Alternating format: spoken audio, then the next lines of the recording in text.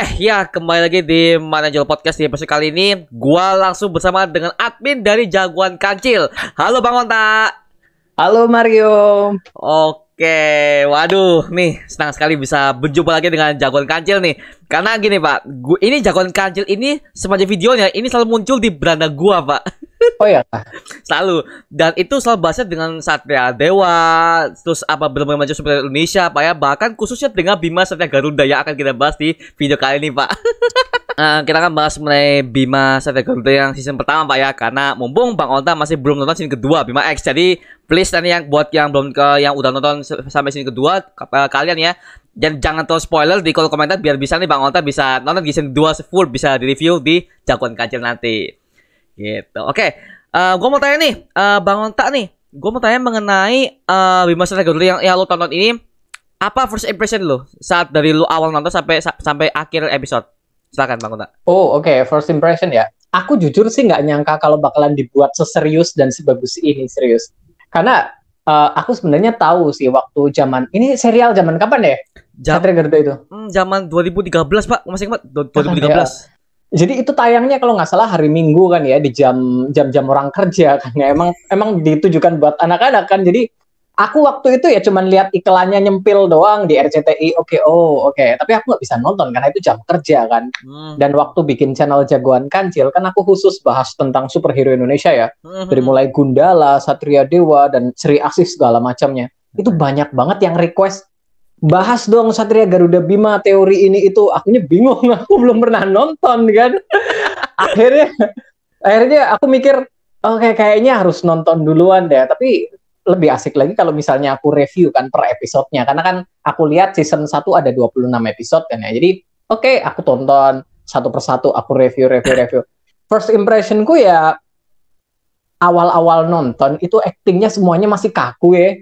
Terus iya kan? Terus special effect pun waktu bagian mereka kena pukul dan segala macam nggak ada efek percikan api khas tokusatsu gitu kan. Awal episode awal tuh nggak ada, tapi aku kagumnya itu desain kostumnya oke banget gitu kan, benar-benar keren. Mereka juga sengaja memasukkan unsur lokal di situ, tapi nggak terlalu lokal banget gitu. Maksudnya nggak sampai benar-benar masang bendera Indonesia di kostum atau apa gitu kan. Cuman mereka pakai elemen Garuda dengan Garuda Pancasila gitu kan. Lalu kostumnya Bima juga meskipun agak berwarna perak dan merah, tapi bisa diartikan merah putih lah ya. Jadi ya aura-aura lokalnya ada di situ banget. Tapi kostum-kostum musuhnya segala macam, aku masih suka banget sama desainnya topeng besi. Menurutku topeng besi juga oke. Penamaan topeng besi juga menurutku oke banget ya. Itu asik banget. Makin ke sana, special effect-nya makin kelihatan, ada waktu mereka berantem makin seru, terus aktor-aktornya juga makin. Christian Loho di bagian episode-episode awal waktu dia mengucapkan kata berubah itu masih agak malu, canggung gimana gitu ya aku lihatnya kan. Tapi makin kesana dia benar-benar mengucapkan kata berubah dengan sepenuh hati, benar-benar kelihatan keren banget gitu loh. Makin kesana. Jadi ya makin. Kalau buat kalian yang pengen nonton Satria Garuda Bima ya, bagian-bagian episode awal memang secara desain dan segala macam mereka udah digarap secara serius. Cuman special effect, acting aktornya dan segala macam itu memang agak terasa kurang. Tapi dengan sangat cepat mereka akan berkembang seiring berjalannya cerita. Dan ceritanya juga rumit banget ya. Dan kayaknya dari semua orang yang nonton Satria Garuda Bima, kayaknya karakter favoritnya nyaris sama semua ya, dan bukan Bima dong. Kok bisa begitu ya? Itu banget loh. Oke. Iya, soalnya gue juga lihat video ya Bang Onta ya kemarin pas review mengenai Bima itu kebanyakan review Azazel ya sama topeng besi itu di situ. Sama Pak, gue juga suka Pak, sumpah Azazel tuh anjir the best. Emang karakternya ditulis dengan sangat bagus loh, kayak ramalan di prasasti gitu kan. Ketika udah bisa overcoming kegelapan, dia akan menjadi bla bla bla. Itu Azazel, bukan soal Bima. Karena kan ya kan? Iya. Terus ya kalau inget ya waktu di bagian soundtracknya. Gini, Azazel itu kan kalau dari nama Azazel itu kan, ini dari yang aku dengar ya, informasi bisa aja beda dari segala macamnya, tapi Dari yang aku tahu Azazel itu dari kepercayaan Arab kuno ya. Itu nama asli dari iblis. Nama asli dari iblis. Dan lirik lagu Seperti Bintang itu apa ya yang akhirnya aku menemukan alasan untuk kekal di surga. Man. Oh. Begitu aku udah lihat karakter Azazel dan segala macam, terus aku dengerin lagunya, aku kayak wait, ini kayaknya keren banget, arahnya ke sana ya. Udah dimulai dari episode awal itu karakter Azazel memang kayaknya benar-benar ditulis rapi banget, benar-benar mereka niat banget, kayak wajar sih kalau banyak yang suka ya Azazel ya. Karena gini Pak, memang selain dia awal-awal kan jadi The Dark Satria lah yang kita tahu kan ya, dan di brainwash oleh Rasputin, tapi di sini yang sudah still di show, yang sudah mencuri perhatian itu bukan Bimanya. Setelah Azazel muncul tuh udah mereka tuh fokus ke Azazelnya. Aduh, gitu sih Pak. Tapi lagi-lagi gue juga kalau ingin bahas soal villainnya si Rasputin, gue setuju dengan Bang Onten mengatakan bahwa ini villainnya juga biasa aja, tujuan juga biasa aja, gak ada yang membuat kita tuh merasa kok tujuannya monoton. Yang gue lihat Pak, mohon maaf nih gue ngomong monoton sekali, karena ya saya ingin menghancurkan planet ini, saya ingin menghancurkan semua galaksi.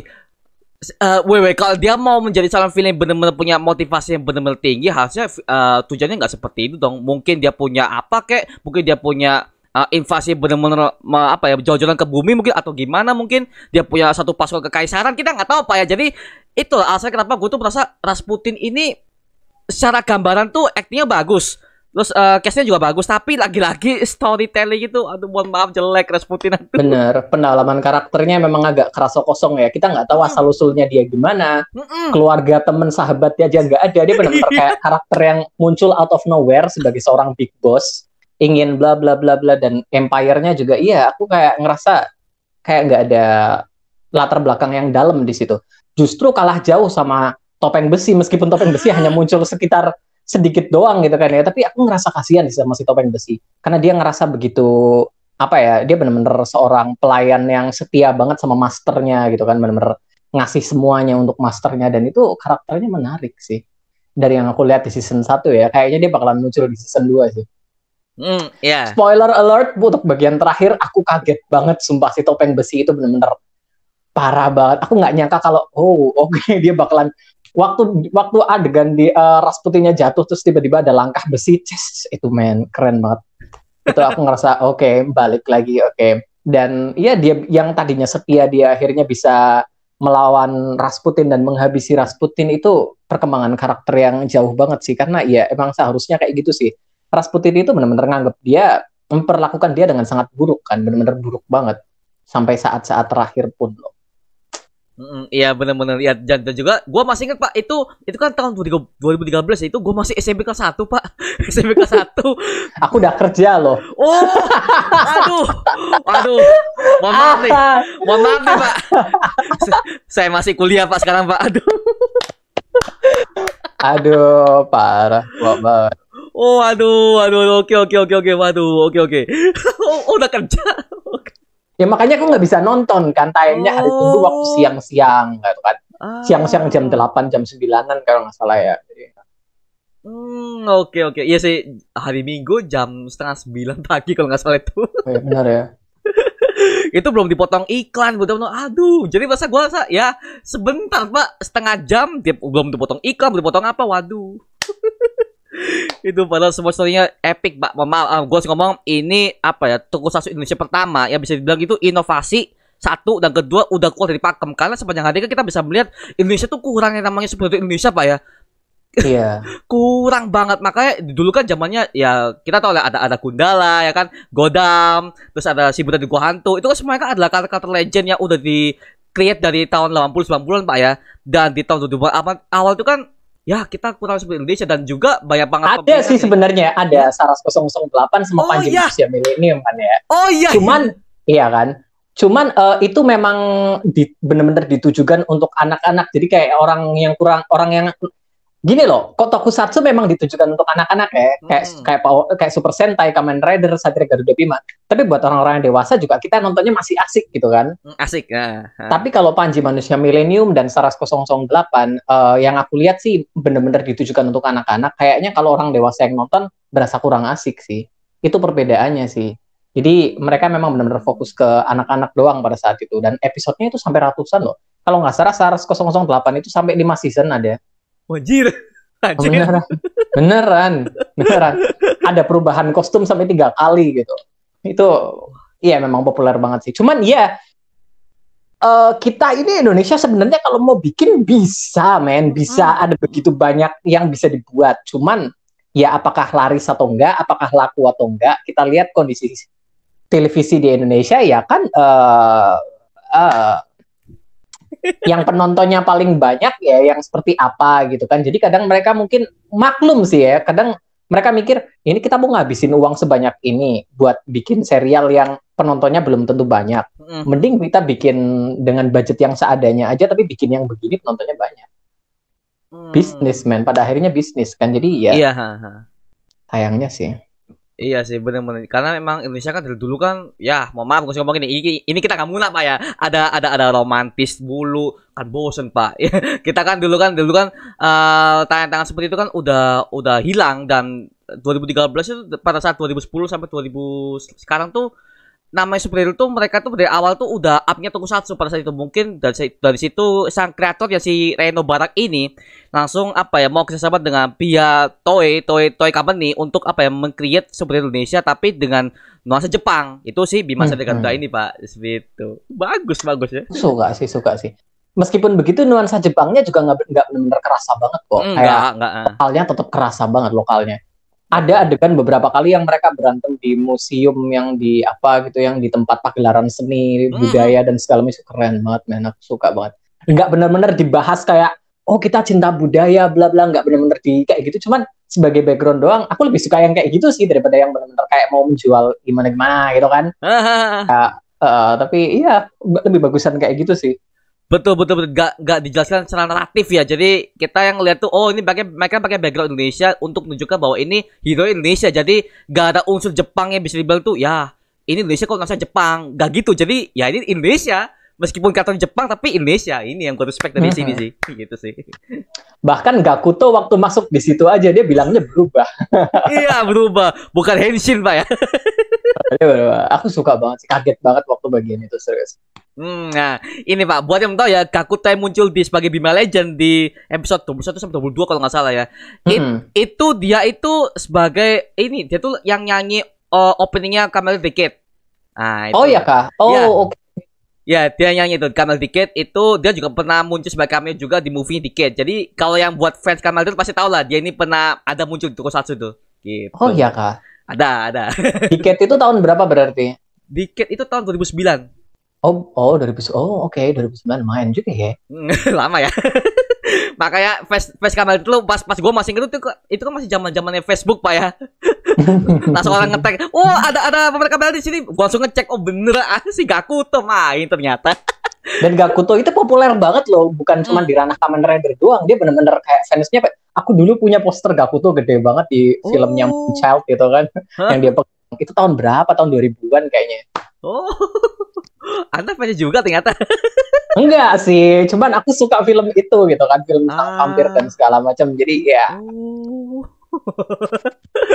Oke, tapi kalau kita bahas mengenai Bima Legend Pak ya, sumpah Pak, ini Bima Legend nih yang gue lihat Bima yang fight-nya biasa-biasa aja dan terkesan nge-push Pak ya. Tapi kalau si Bima Legend ini santai.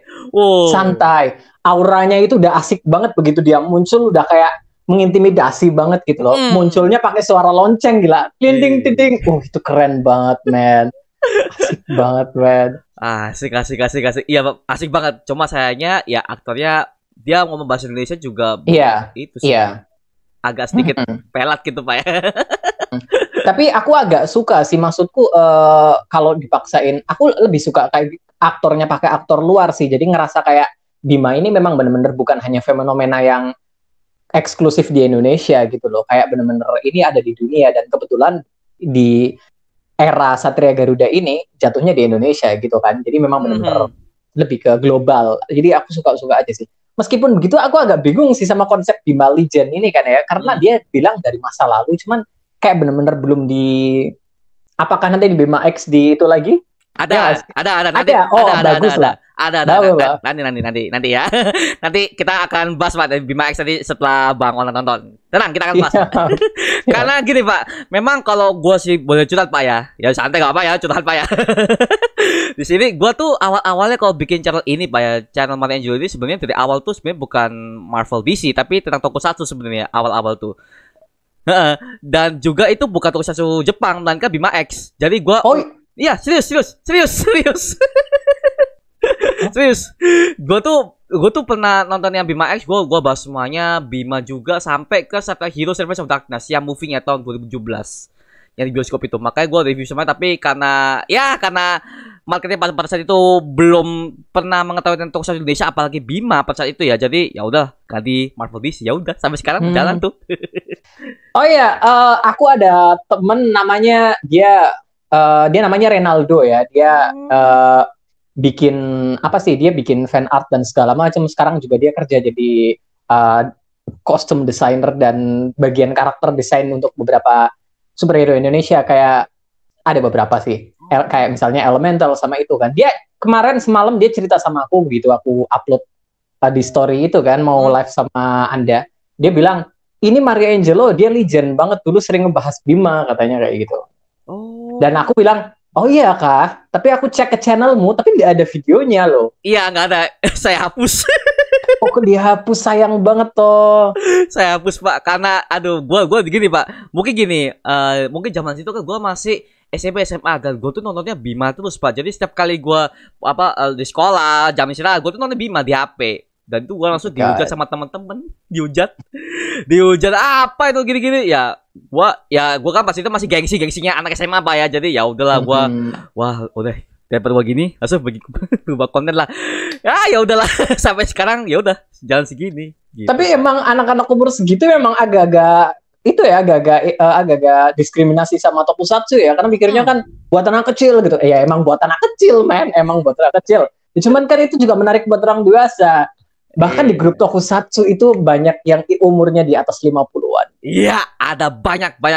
Iya, banyak yang kolektor. Yes. Salah satu orang di Bumi Langit itu ya, ada aku kenal namanya Pak Imansyah. Dia bahkan pakai nickname-nya Bapak Ranger sampai sekarang. Dia benar-benar suka banget sama tokusatsu, bahkan sampai di umur sekarang. Jadi ya. Waduh. Tokusatsu emang kayak gitu kan ya. Jadi tapi buat anak-anak umur segitu emang ya wajar sih. Iya sih Pak. Tapi gini, nggak semua tokusatsu itu buat anak sih. Tapi yang di Kamen Rider sama Satya Bima ini sebenarnya itu bukan untuk anak-anak only ya. Itu remaja sampai ke dewasa pun juga bisa, karena kan di Bima Satya Garuda juga bukan hanya tentang fight-nya, bukan hanya menceritakan konflik kerajaan Fudo bagaimana, invasi bumi segala macam, tidak ya. Tapi ada juga sisi pencintaannya. Nah, si Rena ini kan cinta dia suka sama si kakaknya sendiri ya.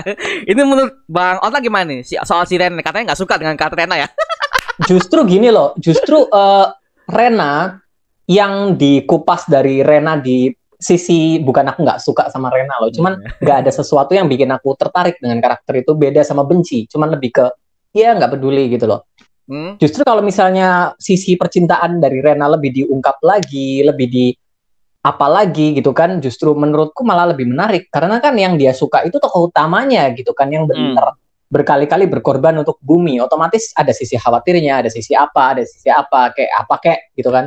Justru yang diungkap itu sisinya dia waktu yang bikin jengkel juga sih, kayak dia kayak Rey lagi mau ngelawan si monster kalajengking. Oh iya. Dia kan pergi. Terus si Rena tiba-tiba, itu Rey mau ketemu sama Belinda, ayo kita ikuti dia. Dan akhirnya mereka berdua masuk ke rumah sakit. Itu annoying banget.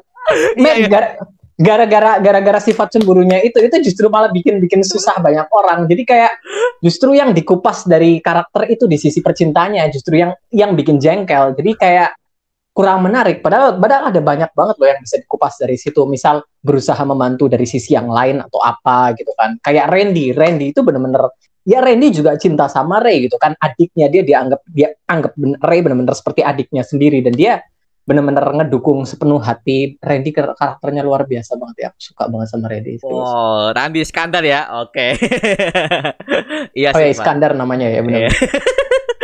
Itu iya sih bener-bener. Tapi ya memang sih gue setuju tuh. Ya di episode yang Scorpion ya, yang ngikutin sampai ke tukang. Iya, itu goblok. bener-bener aku waktu lihat itu kayak oke, tapi aku nggak nyalahin juga sih karena Rena memang nggak tahu gitu kan tentang identitas Rey sebagai Bima dan segala macam.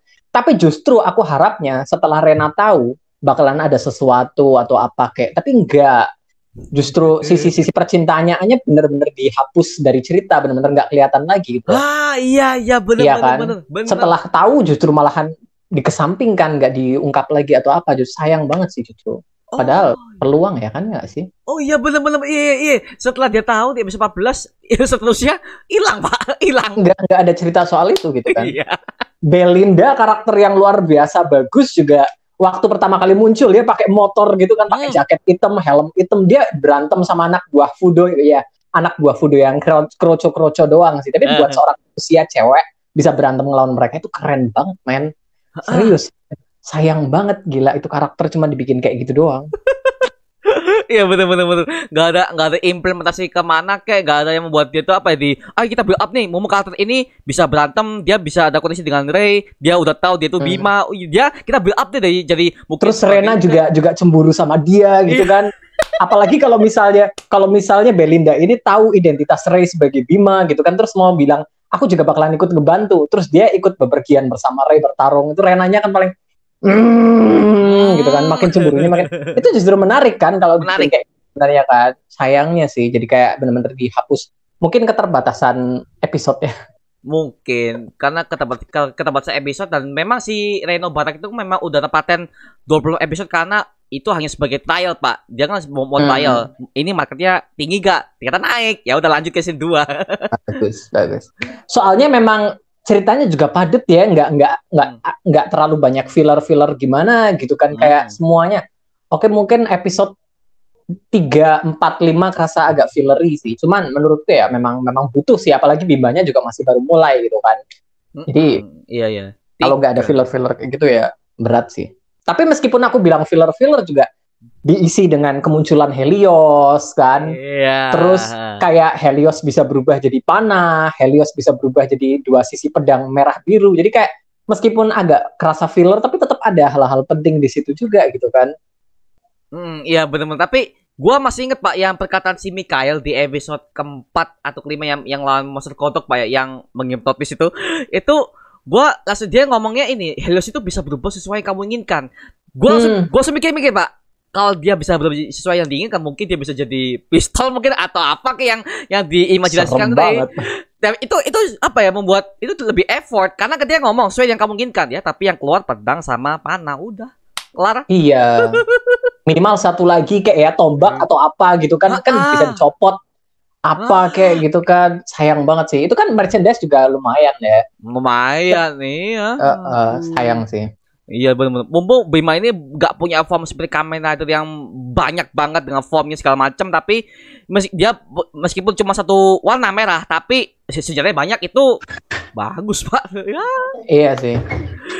Aduh, gitu Pak ya. Oke, tapi gua pengen bahas ini Pak mengenai semua monster-monster yang Fudo ya, monster-monster Fudo ya, sebelum Shadow Crisis Pak ya, sampai ke yang Megalodon, yang hiu yang oh iya.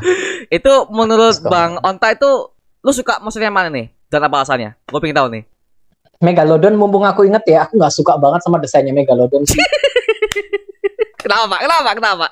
Bentuknya aneh banget, kayak apa sih ya? Mungkin karena hiu dan hiu kepalanya jadi agak-agak entahlah, jadi kayak agak-agak aneh banget sih aku lihatnya sih kayak. Tapi itu ya, tapi monsternya menarik sih itu sih, meskipun itu fokusnya lebih ke persaingan antara, di momen itu kan udah persaingan antara Topeng Besi dan Azazel ya, jadi kayak fokusnya ke monster itu jadi agak kurang gitu kan ya. Jadi iya kan. Tapi kalau monster yang aku suka sih di luar Shadow Crisis ya, kayaknya monster Kalajengking deh. Monster Kalajengking itu yang bener-bener kerasa bahaya banget ya. Dia ngebunuh itu reporter. Oh iya. Reporter yang ini Pak, yang maksa ambil filenya si Randy terus diamukin, udah dimarahin, mati juga. Yes. Itu kayaknya satu-satunya recurring karakter yang benar-benar mati di situ ya. Iya, Dan itu mati. dibunuh sama si monster Kalajin King ini benar-benar monsternya juga kerasa bahaya banget sih, kayak Bima ngelawan dia juga berkali-kali kalah kan. Bahkan di terakhir kali saya masuk rumah sakit juga. Sampai donor darah Pak ya.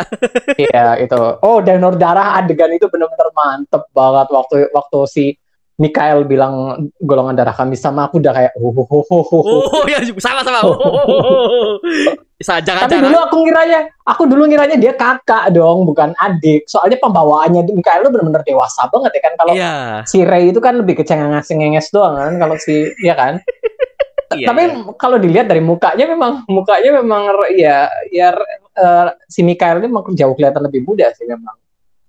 Iya aktornya sih. juga jauh lebih muda daripada Christian Loho sih sebenarnya. Aditya Alkatiri ya. Aditya Alkatiri, iya. Dia memang ini Pak, fun fact ya. Aditya Alkatiri kan sebenarnya kan dia lebih suka ke Spider-Man Pak, Marvel. Oh iya, aku sering lihat banget dia pakai kostum Spider-Man, sering lihat banget. Iya. Jadi aku kan udah nge-follow mereka bertiga gitu kan ya. Christian Loho, Aditya Alkatiri, sama F. Nando yang main Torga. Oh iya. Yeah. Waktu aku follow mereka bertiga itu aku belum nonton Bima sama sekali. Cuman aku tahu kalau jagoannya ada 3 nih. Oke, tak follow 3-3-nya. Tapi setelah nonton Bima, akhirnya aku jadi mulai kenal dengan si yang Randy dan segala macam gitu kan. Jadi ya. Iya sih Pak, bener. Iya sih. Oke, tapi kalau kita ngomongin karakter yang lebih terkecil, Paman. Karakter Paman ini apa ya? Oh iya. Ini karakter nggak penting Pak. Kurang penting sih. Gak penting. Cuma lawakan doang. Astaga, nggak ada apa, kayak nggak ada menceritakan masa lalunya. Apa ya, Ray seperti apa lebih detail gitu ya, cuma begitu doang. Ya elah, itu. Tapi adegan waktu dia sama si Reza Azazel itu bisa dibilang satu-satunya adegan penting di situ sih, yang mereka mancing bareng gitu kan ya. Oh yeah. Itu bisa dibilang satu-satunya adegan penting di sana sih. Ada lagi nggak sih, aku kok ingat-ingat lupa ya. Kayaknya nggak ada lagi ya. Ini Pak, adegan ini Pak, yang si Radit ditanya ini orang tuanya Ray kemana? Si Ray juga ada. Iya. Itu kan tanya ke Paman juga tuh. Iya, benar. Cuma itu doang, udah titik. Gak ada lagi. Jadi kayak kurang banget developmentnya si Paman sih. Aduh. Ya udah begitulah Pak ya. Tapi kalau gua untuk suka monster fodonya sebelum Shadow Crisis, gue lebih suka Megalodon sama si ini Scorpion sama si Gurita. Octopus. Gurita. Ya, Gurita yang bagian yang Belinda datang, itu kan si Gurita yang datang tuh, Pak. Oh iya, oke. Oh ya Gurita. Oke. Iya, aku ingat. Itu ngeri Pak, nyeburin apa tinta itu, lengket. Iya. Benar-benar itu yang bikin nggak bisa ngeliat ya. Dan itu waktu si Bima diajarin sama Mikael ya buat bertarung tanpa mata ya. Iya. Keren banget sih, itu keren banget sih. Keren. Dan juga konfliknya mereka juga bukan ke Bima juga, tapi juga ke orang-orangnya. Jadi orang-orang rakyat jelata itu juga ikut main. Mungkin ya. Iya, dan itu monsternya juga lumayan pinter sih. Dia ya kalau nggak salah dia pakai rakyat sipil buat jadi tameng kan. Iya, itu pinter sih maksudku. Jadi kayak jagoan manapun kayak bakalan buntu kalau menghadapi kenyataan seperti itu. Mereka nggak mungkin ngelawan kecuali Batman. Mungkin Batman nggak mungkin ngelawan mereka sih. Siapa? Damian mungkin sama Jason Todd kan mungkin mereka bakalan nggak terlalu mikirin kayak gitu sih. Tapi ya kalau udah ngelawan rakyat sipil mereka nggak punya salah sama sekali. Jadi memang buntu sih ya. Ini monster lumayan pinter juga sih. Tapi kenapa suka sama Megalodon coba? Oh, kalau Megalodon karena waifu saya ya si Stella Cornelia si Rena ditahan sama dia, gue masa nggak terima nih, nggak terima ini. Bener juga sih. Waifu saya ini. Oh ya, Rena waktu itu iya bener sih ya. Oh ya, kalau siapa yang nangkep si Randy, laba-laba ya? Laba-laba ya, Arachnophus ya. Arachnophus. Kalau misalnya Rena ditangkap sama Megalodon, benar-benar. Rena ketangkep juga. Aku lupa kalau Rena sempat ketangkep sebenarnya. Iya benar. Aduh, ya yang paling sedih memang si Rena sih, karena secara penjiwaan dapat si Rena mau diselamatin dalam segi koneksi si Ray sama si Rena dapat banget. Rena, ditarik, gitu sih. Iya bener, itu puncaknya kisah cinta mereka. Setelah itu udah nggak kelihatan lagi, hilang. Bener itu puncaknya, kayak penyelesaiannya gitu kan. Setelah itu semuanya nggak ada, Belinda nggak kelihatan, segala macamnya nggak kelihatan.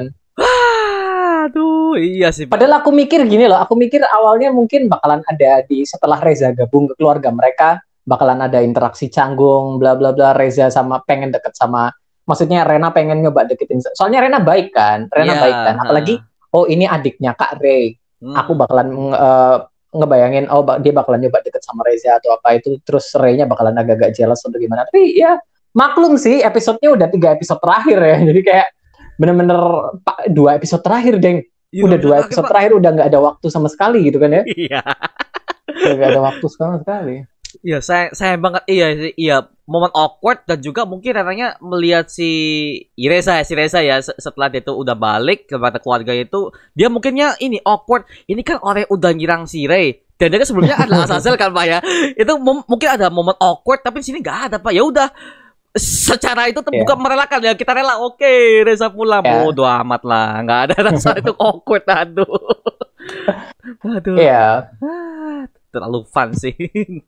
Bener, itu bagian itu udah terlalu fun sih. Tapi ya udah 2 episode terakhir ya, jadi ya sih. Setidaknya kalau ada 1 episode lagi mungkin itu bisa dieksplor ya. Cuman iya, apalagi itu Pak, apa ya, dengan adegan ya cinta segitiga ya, kalau mereka membuild up itu, apalagi Indonesia kan juga gimana, Indonesia kan juga punya ini Pak, apa namanya, ketertarikan dengan namanya kisah romansa.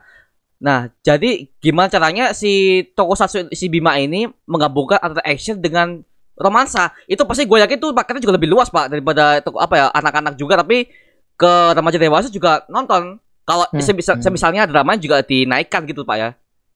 Gitu. Ini dipakai loh konsepnya sama Panji Manusia Milenium. Panji Manusia Milenium itu benar-benar lumayan agak berat ke sisi romansa sebenarnya. Panji lumayan berat ke sisi romansa. Kalau Saras nggak terlalu, ada sisi romansa sih, cuman nggak benar-benar terlalu gimana. Kayak ya sama, lebih berat Bima malah kalau daripada Saras 008. Bima lebih berat sih sisi romansanya. Cuman kalau Panji Manusia Milenium memang lebih berat sih. Dan sisi romansa di jagoan-jagoan Indonesia atau jagoan luar ya. Kita bahas jagoan luar dulu deh. Superman sama Lois Lane. Itu udah bucin tingkat mati banget itu. Udah kayak, udah kayak cerita Superman gak bakalan lepas dari Lois Lane lah. Udah dari semua film isinya Superman bucin sama Lois Lane. That's okay, gak apa-apa, gak masalah sama sekali. Terus juga ada Batman sama banyak perempuan sih sebenarnya ya. Ada banyak perempuan sih Batman sih. Ada banyak sih. Spider-Man sama MJ, Gwen dan MJ lagi gitu kan. Selalu ada kisah romansa di cerita-cerita superhero kan. Di Indonesia juga ada sih, di Indonesia si Buta dari Gua Hantu itu lumayan berat banget men, karena dia sisi perjalanannya dia sebagai seorang pendekar itu dimulai karena patah hati. Ceritanya panjang banget sih, itu menarik banget si Buta dari Gua Hantu. Jadi ya sisi romansa di kisah jagoan harusnya sih memang bisa ditanamkan ya, karena sayang sih kurang dieksplor sebenarnya. Bukan berarti cinta-cintaan atau gimana, soalnya emang udah jadi salah satu elemen yang penting di WandaVision, excuse me. Itu seluruhnya ya kan. Itu nggak bisa sih kalau kisah superhero lepas dari kisah cinta, itu benar-benar nggak bisa sih sebenarnya. Bener nggak bisa, karena itu memang udah elemen utamanya Pak. Memang namanya gitu Pak, film itu kan kita kalau bahas di luar superhero, sebenarnya kalau film itu pasti ada dramanya. Pasti semua dramanya. Jadi memang Bima ini gue melihat, lah kok Rena udah nggak bahas-bahas itu lagi, kok dia udah nggak sama teman-teman. Oh ternyata yang selama ini gue suka itu Bima. Oh gini-gini, gak ada dialog seperti itu kok. Lah hilang. Waduh amat lah, aduh. Padahal pas sebelumnya itu lumayan intens banget ya, kayak dia curhat sama temennya gitu kan. Curhat sama temennya di kamar, terus waktu di pantai juga dia berusaha gimana ini aku mau nyatain ke Kak Ray, bla bla bla bla. Kayak makin kesini agak-agak aneh sih, tiba-tiba langsung hilang total ya. Minimal ada satu adegan yang gimana. Tapi aku belum nonton Bima X, jadi aku belum tahu. Kalian nggak usah spoiler duluan. Mungkin lah. Kayaknya sih ada ya, nggak mungkin. Episodenya lebih banyak di Bima X ya, 50-an kayaknya. Lebih banyak. Iya, jadi ya kalau episodenya segitu nggak ada ceritain itu sama sekali, menurutku aneh sih, kayak nggak mungkin sih. Oke, nanti Bapak nanti tonton aja dulu ya 50 episode. Banyak banget ya. Aduh, tapi seru kok Pak kalau Bima X. Kalau gua harus ngomong non spoiler, seru kok Bima X itu. Tapi Ya lagi-lagi, wah ya tonton aja sendiri Pak. Jadi gua gak mau terus spoiler nih. Kasihan nanti Bang Konten biar bisa merasakan sendiri. Yang aku expect dari Bima X sih budgetnya mungkin lebih besar ya. Iya. Terus juga kemampuan mereka, acting mereka juga pasti lebih baik ya. Terus bagian berantemnya juga otomatis juga pasti Christian Loho, Aditya Alkatiri dan segala macam mungkin lebih baik juga ya. Jadi ya aku punya ekspektasi yang lumayan bagus lah. Iya, ekspresi lumayan bagus. Dan juga ini Pak, kalau kita bicara soal season 2-nya itu memang dari awal gue udah ngira nih, waduh ini apakah katanya cuma gini-gini doang. Ternyata ya Bima X udah banyak banget developmentnya sih, bahkan jauh lebih agak sedikit dewasa Pak ya. Ada. Oh iya. Ada. Jadi nggak kayak Bima yang ya cuman apa ya, template yang ya kayak seperti template lah kayak tokusatsu yang ada jagoan penjahat udah konflik kelar, tapi di sini lebih luas lagi gitu. Terutama Bima Legend ya Pak. Nah ini ya tadi dibahas semua di situ gitu. Oke, baik. Oke, yang nonton video ini Pak ya, yang nonton video ini guys, jangan spoiler Bima X Pak ya. Please jangan. Tapi nanti kita bahas lagi Pak ya, Bima X nanti next podcast berikutnya gitu. Amin. Oke, ya tapi di sini kalau kita bicarakan soal Bima season 1 ini Pak, kalau bicara soal situ Crisis, dengar Bapak lebih suka Evil Fire Pak ya? Apa alasannya nih Pak? Yang nih. Aku sebenarnya suka sama Zakros dan juga Fairliver ya.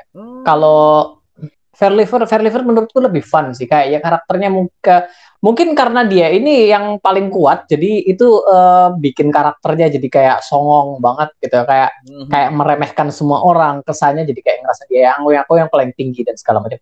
Bahkan aku notice dari sejak awal kemunculannya, waktu siapa kalau nggak salah si Monster Vargulf ya, yang serigala ternyata ya, bukan macan ya. Aku salah ngomong, aku bilang macan singa, ternyata serigala ya. Serigala dan, Pak.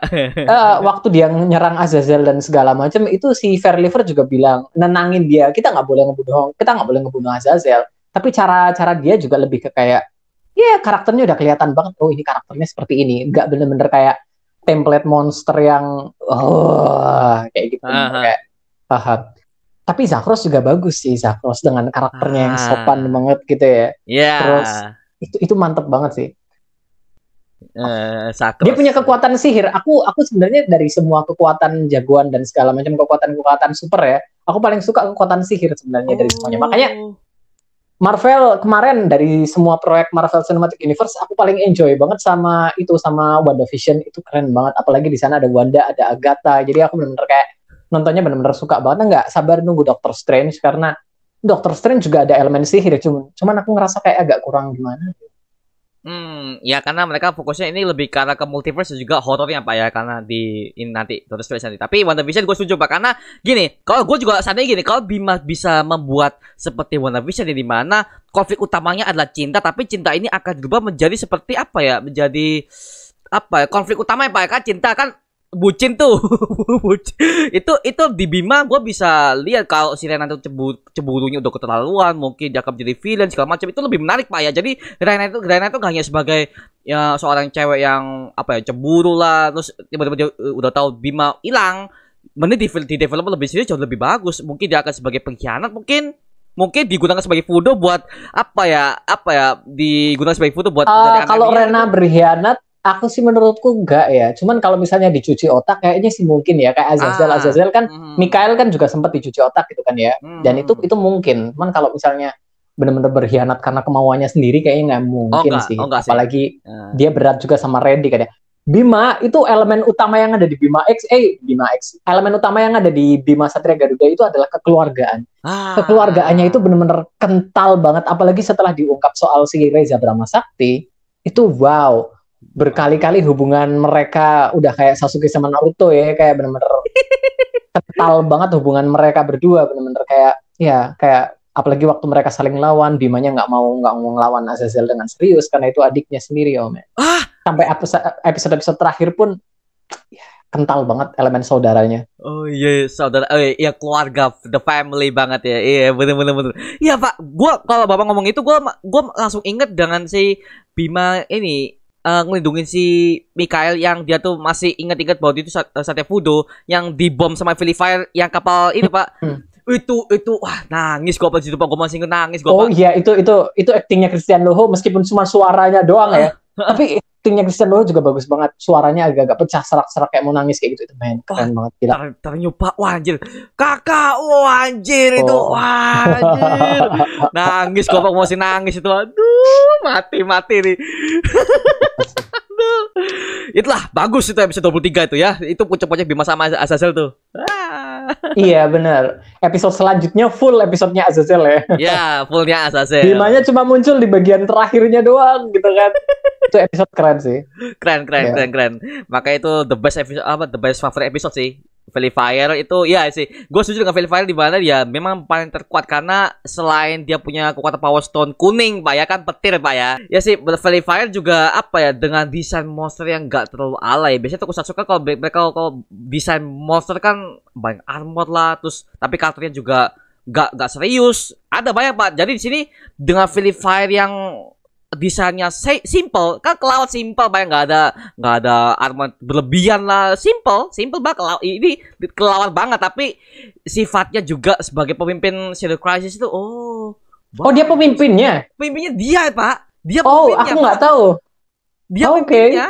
Jadi itu kalau Bapak lihat di episode dimana semuanya udah hancur dan Fire tuh nggak ada Rasputin kan dia udah ngomong kamu yang akan menjadi pemimpin Shadow Crisis kan dia udah ngomong Pak. Wah Bapak tahun lagi kan udah ngomong ketiga Power Stone udah ini Pak ya Fire sebagai pemimpin ya harus itu udah. Jadi aku waktu adegan itu kayaknya aku fokusnya mikirnya gini nih. Sakros ya ini pemimpinnya.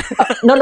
waktu adegan iya si 3 Power Stone udah di tangan Rasputin terus si Rasputin lagi ngobrol sama Fire aku kayak ngerasa ini Fire kok perasaannya biasa-biasa aja ngelihat semua rekannya di kayak gituin sama Rasputin gitu kan. Apa dia nggak berpikir kalau mungkin aku juga bakalan digituin. Jadi pola proses pemikiranku kayaknya fokusnya ke sana doang. Jadi aku benar-benar ngelewatin bagian pemimpin itu. Oh, dia pemimpinnya ya. Iya, ya itu buat alasan kenapa si Fire tuh membuat tiga rekannya mati itu dan dia biasa aja karena di belakangnya itu Rasputin sama dia udah merencanakan ini semua ya seperti itu. Begitu. Tapi agak bodoh sih ya kan. Maksudku ya otomatis dia bakalan juga sama dong. Kan dia pakai Power Stone juga. Ya, mungkin karena ini Pak, kan terlalu percaya diri, Pak. Kan yang percaya diri banget. Tuh karakternya. Iya, Fire ini benar-benar kayak percaya diri banget. Bahkan waktu terakhir kali dia mau nyaris kalah pun dia benar-benar kayak nggak percaya banget. Ini kayak mustahil banget gitu waktu. Tapi kalahnya dikeroyok, men. Dikeroyok ya, butuh 2 orang. Butuh 2 orang plus Taranis sama Helios sih plus ya. Yeah. itu epic sih Pak. Ketika Fire hancur tuh, wow, 2 Azazel terbang mengendarai Taranis. Bima nggak mampu, men. Nggak bisa Bima ya. Ya, ini. Waktu si monster burung gagak ini ngehina Bima ya. Itu adegan keren banget by the way. Waktu monster burung gagak tiba-tiba muncul waktu bagian senja ya. Muncul siluetnya doang di atas tiang. Lalu tiba-tiba dia ada di belakang Bima. Jadi kamu Satria Garuda yang tidak bisa terbang. Oh man. Oh iya. Iya. Iya bener ya. Iya Satria Garuda nggak bisa terbang ya. Ya ampun malu-maluin banget. Tapi itu ada dialog itu benar-benar bikin merinding sih kayak. Wow. Nggak bisa dikalahin ini kayaknya. Terbang soalnya kan. Terbang. Tapi Azazel nggak punya kesulitan itu sama sekali. Azazel meskipun tanpa armor dia bisa terbang pakai Taranis nggak bisa kok. Bima nggak bisa. Parah banget. Aku shock banget. Bener-bener ngandarai itu. Bisa banget gila. Azazel mantep banget.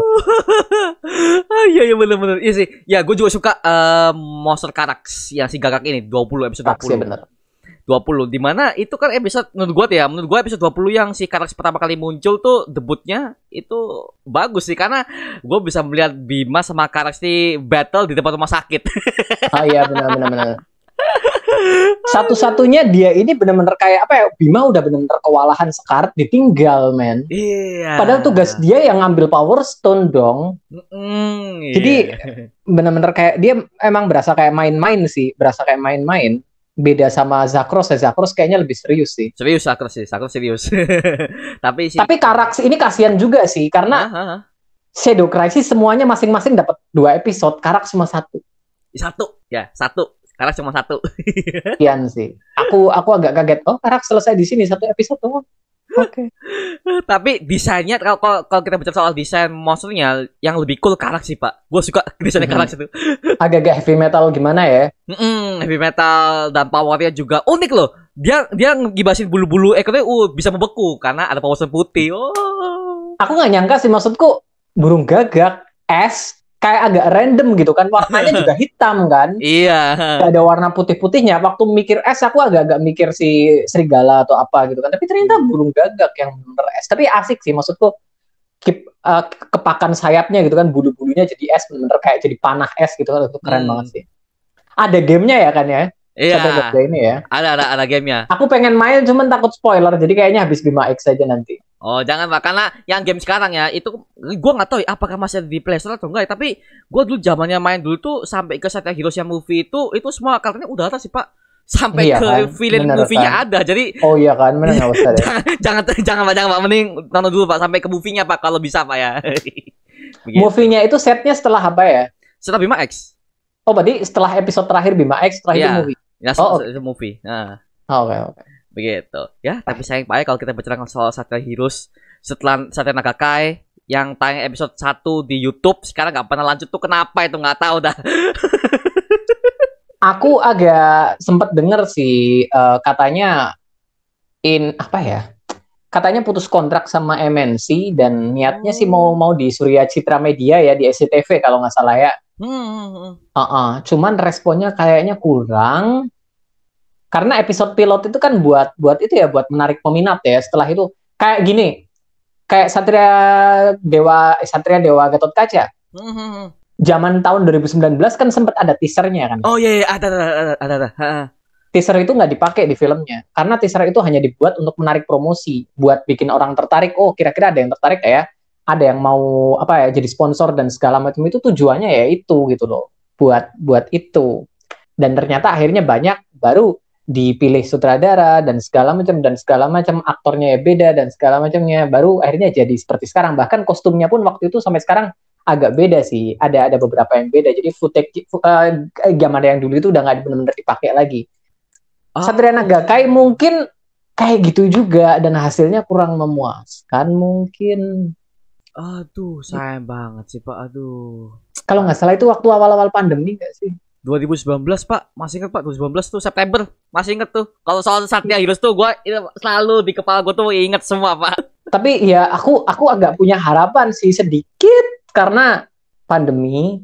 Soalnya gini loh, Satria Heroes ini juga kan pertama butuh budget yang besar zaman pandemi, apalagi di awal-awal ya tahun 2019 akhir itu kan banyak. Aku ngalamin lihat banyak temanku dipecat dari pekerjaan mereka, benar-benar itu masa-masa yang sangat sulit sekali kan. Banyak perusahaan yang apalagi di industri perfilman atau series dan segala macam juga banyak yang stop kan. Iya. Kayak semuanya benar-benar stop. Syuting Sri Asih di cancel, ditunda dulu Pak ya?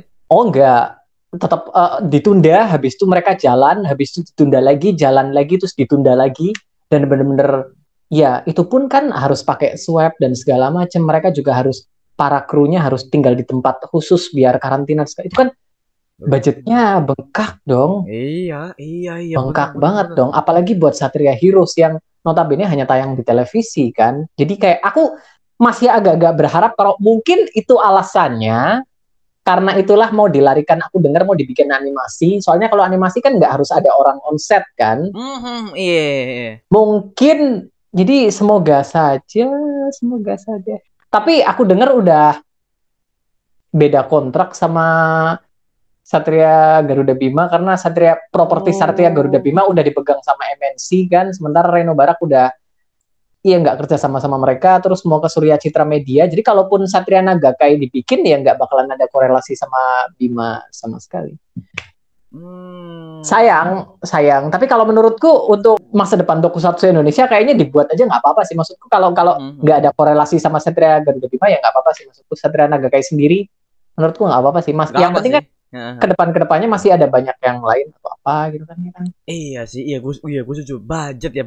Iya sih, 2019 tuh udah mulai stop tuh Pak. Iya, gue masih inget tuh. Iya. Iya, banyak yang di PHK juga. Ya banyak perusahaan industri yang ya dari kreatif juga ya di PHK juga Pak ya. Ya, gue masih ingat itu berat banget sih tahun-tahun itu. Makanya aku berharap semoga ini kan katanya aku dengar Satria Nagakai animasinya bakalan dirilis setelah Bima S. Bima S tahu? Tahu. Gua lihat cuman gua hanya lihat openingnya doang tapi story-nya enggak karena gua kalau tokusatsu animasi gua kurang suka Pak. Karena tokusatsu di pikiran gua tuh ada live action karena ya visual effect ya. Visual effect ya. Tokusatsu adalah visual effect. Jadi kalau dibuat agak animasi memang agak gimana. Tapi aku niat nonton sih. Cuman mungkin ya nanti aja setelah semuanya selesai baru aku nonton Bima S. Secara urutan lah ya. Nunggu giliran. Jadi ya kayaknya si Satria Nagakai bakalan dirilis setelah Bima S. Jadi ya kita tunggu aja. Semoga aja nanti sukses, nanti balik lagi ke Tokusatsu. Merchandise-nya menurutmu lumayan gak sih? Lumayan laku atau gimana gak sih? Karena Tokusatsu ini nyawa segala macamnya itu penjualan merchandise kan? Iya, merchandise. Itu lumayan kan? Ya, merchandise, event, naik semua Pak. Tokusatsu naik semua. Iya. Dan Satria Garuda Bima menurutmu gimana? Kalau Bima sempet gue tuh mau beli yang Azazel Changer tapi gak kesampaian. Tidak kesampaian karena pada saat itu baru kelar Satria Heroes movie langsung mereka tuh bisa merchandise-nya Changingnya Azazel, Torga, Bima X gitu. Tapi gue lebih tertarik sama yang Azazel Pak, sumpah. Ini Azazel nih merchandise-nya dari dulu gue cari kemana-mana gak ada Oh Pak. iya Kak. Tidak ada, jadi yang ada itu cuma Bima doang. Azazel udah muncul nih di Bima season pertama. Tapi setelah season pertama itu udah selesai, gue lihat merchandise dari Bandai itu gak ada yang mempromosikan Azazel. Kosong, gak ada apa-apa Pak. Lah, gimana sih Bandai ya? Ampun, ini bahasa itu karakter lovable karakter banget ya. Maksudku, aku kaget loh. Serius? Harusnya kan. Iya, bener serius. Jadi gue tuh hunting sama teman-teman gue. Gue tuh juga punya komunitas Tokusatsu Indonesia Pak ya. Dan yang Azazel ini yang kita cari. Dan tidak ada sama sekali. Changernya gak ada sama sekali. Sedih Pak. Bisa ya. Karena zaman dulu kan tahun 2013 belum ada Tokopedia dan segala macam Pak ya. Belum ada. Jadi agak susah ya. Agak susah banget. Jadi kalau mau beli official harus dari pajak dari Jepang lah segala macam kan itu kan. Waduh. Iya kan yang buat itu Jepang Pak ya kan. Semua kan yang buat bikin kostumnya kan Jepang. Indonesia hanya bikin konsepnya doang. Jadi itu Toei-nya yang punya ini. Ya aduh. Ya harusnya didistribusikan di sini juga sih. Itulah. Tapi sekarang udah gampang sih Pak. Hasilnya udah ada. Harganya tidak lucu. Jadi saya menabung dulu, tapi pasti akan saya beli kok Azazel tuh. Ya, kayaknya harganya memang lumayan ya. Lumayan. Tapi namanya Tokusatsu ya memang begitu.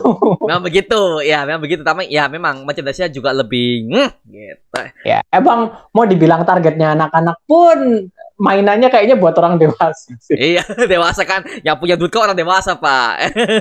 Iya, kayak bener-bener buat koleksi banget ya ampun. Mahal-mahal sih emang kalau Tokusatsu ya. Ya, tapi kalau dikoleksi satu udah seneng banget, Pak. Wah, ini. Aku kayaknya kalau merchandise yang paling aku pengen kayaknya topeng deh. Kalau pakai topeng masih bisa kelihatan nggak sih? Topeng satu sisi, bukan yang kayak helm bukan? Iya dong, bukan helm, panas banget. Yang itu loh yang dipakai sama Paman di episode terakhir. Oh alah, itu murah Pak. Itu murah di Kids Toys masih ada Kids Toys ada. Kok Kids Toys itu topeng buat anak-anak kayaknya. Tapi kepalaku kecil sih. Oh, nyampe mungkin Pak ya. Nyampe mungkin. Ada kok. Ada Kids Toys banyak kok kalau soal Satria Heroes ada. Tapi kalau kita balik lagi soal ke Bima season pertama Pak ya. Ini kalau kita bicarakan soal kemunculan pertama kali Azazel, kita bahas Azazel nih Pak. Azazel pertama kali muncul di episode ke-12 di akhir itu merinding Pak. Itu nuansanya dibuat wajir. Ada Bima kuning. Gue ibunya dulu Bima kuning kan. Kan sama kayak Bima kan ya. Cuma warna kuning doang. Siapa ini? Lambang awal siapa nih? Ternyata episode 13 Azazel. Satria ke-8 Azazel. Waktu itu nyebutnya kayak gitu ya. Ya. Ini menurut Bapak gimana nih dengan kemunculan awal Azazel? Apa yang lo rasakan nih di episode 12? Aku jujur senang banget sih, meskipun kostumnya cuma repaint ya. Ya, repaint.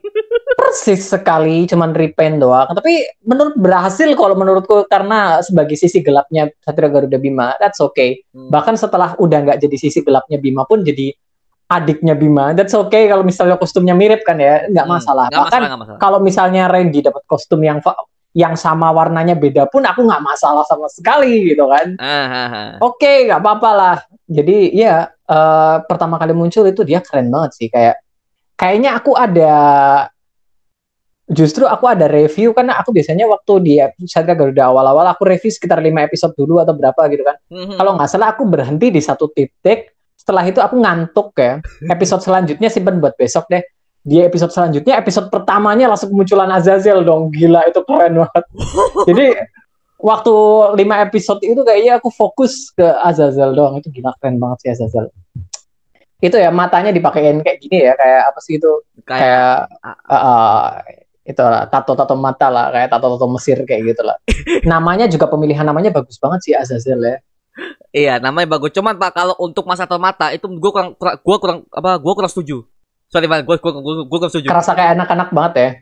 Anak-anak banget satu, dan kalau mereka membuat itu lebih serem hasilnya, ya pakai softland gue lebih suka softland, ngeri loh softlandnya, kayak di rumah hantu bahkan mereka pakai softland ini putih yang retinanya kecil tuh Pak, yang tengah-tengah itu. Oh iya, jadi berasa kayak Jujutsu banget ya. Itu bener lebih sih, bagus. Bener sih. Itu lebih bagus ya tadi gini. Gua nggak merasakan apa-apa lo sumpah. Tapi aku mungkin terlalu menyeramkan buat anak-anak. Mungkin ya. Jadi kalau mereka mikir kalau kita pakai kostum ini, kayaknya anak bakal takut. Tetapi justru itu yang membuat aslinya jadi serem tuh itu. Geblek. Aduh. Ya. Ya seperti itu Pak ya. Makanya gue juga Azazel juga katanya memorable banget dalam segi cerita, plot twist ya. Yang kita kira itu Mikael, ternyata. Aku pun waktu pertama kali Mikael muncul, aku udah berprasangka kayaknya ini anaknya Rasputin kayaknya sih. Kejauhan Pak. Karena kan gini loh, dia melarikan diri dari kerajaan Fudo dan dia dapat Power Stone merah. Gimana caranya dia dapat Power Stone merah? Aku kerasa kayak dia dikejar-kejar. Aku jadi ngerasa dia kayak putra mahkota dari kerajaan Fudo, anaknya Rasputin yang melarikan diri dan segala macam. Aku ngerasanya oke, kayak gitu kan. Oke. Tapi ternyata ya agak bener-bener plot twistnya berkali-kali loh si karakter Mikael ini loh, gila banget. Gila. Iya sih, bener. Oh ya, jubahnya yang ini ya, yang pakai dia hoodie hitam tuh ya. Oh iya. Ya, pertama kali muncul kan pakai hoodie hitam itu ya, dia bener-bener rasa kayak, aku ngiranya dia anaknya Rasputin sih pertama kali muncul tuh. Aduh, ya sih bener-bener.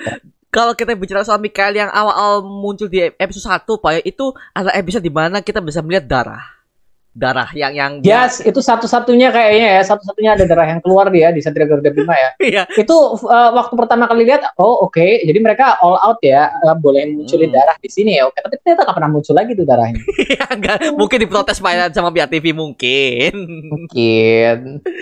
Aduh, kampret lah. Lihat, itulah salah satunya darah, dan jubahnya si Mikael tuh sampai di episode 24 itu gue juga ini Pak, masih nyari cosplay pakai jubahnya si Mikael tuh mana sih? Gak ada cosplay tuh Pak. Jubah Mikael tuh gue nyari di segala macam Tokopedia, Shopee, Lazada, tidak ada yang jubah si Mikael tuh. Itu bagus banget Pak, semua kalau dibuat fashion. Iya, padahal itu kan jubah biasa yang bisa dipakai di aktivitas keseharian kan. Iya. Mau pergi kemana pakai jubah jas hujan seperti itu juga oke aja kok. Jas hujan. Kalau mau dibikin jas hujan gitu kan, kayak bener-bener mau kemana-mana juga oke aja gitu kan. Soalnya bentuknya lebih kayak jubah sekte-sekte sesat gimana gitu kan. Iya. Jadi kalau dibikin jubah kalau bikin jas hujan kayaknya agak lumayan. Gitu kan. Tapi ya itu kayaknya gampang sih, maksudnya gampang dipakai di keseharian sih. Sama jaketnya Bima sama si Reza. Oh iya. Kalau gua mau bahas ini Pak, Rasputinnya. Menurut lo bagaimana soal Rasputin dari awal kemunculan sampai dia matinya di ending, bagaimana nih? Rasputin ini desainnya oke ya. Aku suka sih desain yang terlalu rumit, meskipun over the top banget ya desainnya, benar-benar kayak lebay sih. Cuman ya Big Boss-nya kerasa kok. Big Boss-nya kerasa banget. Dia kayak punya, secara ego dia memiliki banyak sekali perhiasan di dalam dirinya, itu memang pas kok. Egonya dia memang seperti itu kan. Jadi kalau lihat seorang yang punya ego sebesar dia dan dia duduk di tahta, dia punya banyak sekali mahkota dan segala macam di dirinya, itu ya oke, pas sesuai sama karakternya sih ya. Cuman dia kayaknya justru salah satu dia lumayan berpartisipasi dalam kemenangan Bima dan Azazel sih kalau aku boleh bilang. Kayak dia secara nggak langsung malah ikut ngebantu ya, gara-gara dia terlalu egosentrik sendiri ya. Dia kayak terlalu meremehkan semua orang, meskipun ya dia kayak padahal gini loh. Kayak siapa ya? Aku ada satu momen di mana aku mikir kayak ini kalau misalnya apa ya? Azazel saat pertama kali dia Rasputin nyuruh Revolver untuk menyerang Azazel. Ya, saat itu ingatan Azazel pasti belum balik. Iya, belum. Justru awal-awal dia mulai mikir-mikir itu gara-gara dia dengar kalau Rasputin nyuruh Revolver untuk menyerang Azazel. Makanya waktu itu Azazel bertanya-tanya kan, kenapa yang mulia Rasputin malah menyuruh Revolver untuk menyerangku? Bukankah aku adalah ksatria Fudo? Dia malah mikir-mikir terus kan, justru itu bikin ketrigger ingatan dia yang sesungguhnya kan. Itu bodoh sekali sih. Menurutku Rasputin di situ goblok banget sih, karena dia bisa manfaatin Azazel buat bikin Bima lemah, setidaknya bikin mereka bertarung sampai mati, setidaknya kan salah satu dari mereka mati, jadi nggak ada dua ancaman gitu kan.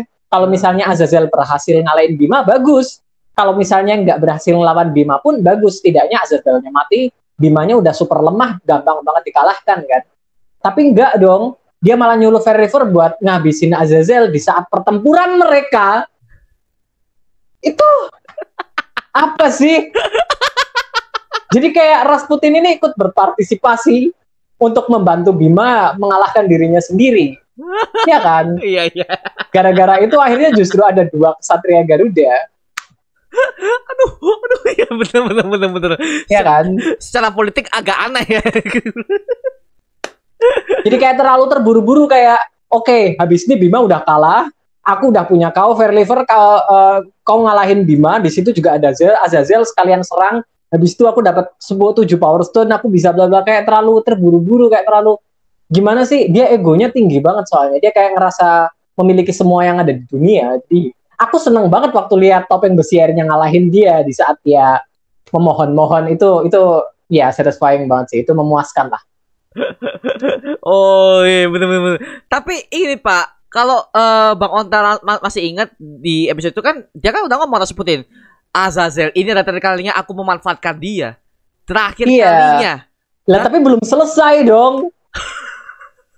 Dia lagi bertarung lawan Bima, itu pertarungan belum selesai dong. Apa coba? Kayak terlalu terburu-buru. Maksudnya kalau ya terakhir kali memanfaatkan Azazel dalam pertempuran ini, terakhir hidup dan mati mereka berdua. Kalau udah selesai baru tuh. Kebayangin nggak sih kalau misalnya mereka berdua bertarung, Bima dan Azazel bertarung sampai mati. Azazelnya mati, Bima dalam keadaan sekarat. Habis itu Rasputin turun berdua sama Revolver. Bubar udah. Itu kemenangan itu udah ada di tangan dong. Iya nggak sih? Iya, bener. Jadi kayak karena lagi-lagi Pak, episodenya terbatas, durasinya terbatas, sudah. Tapi ya karakter Rasputin kayaknya memang ditulis seperti itu sih. Dia kayak egosentrik dan benar-benar terlalu memikirkan dirinya sendiri. Kayak nggak ada siapapun yang lebih tinggi dari dia. Makanya ya si Topeng Besi beneran mati nggak sih? Soalnya aku kayak Rasputin kayaknya nggak mungkin buat ngenyuekin. Tapi ya Rasputin bisa aja sih nyuekin ya.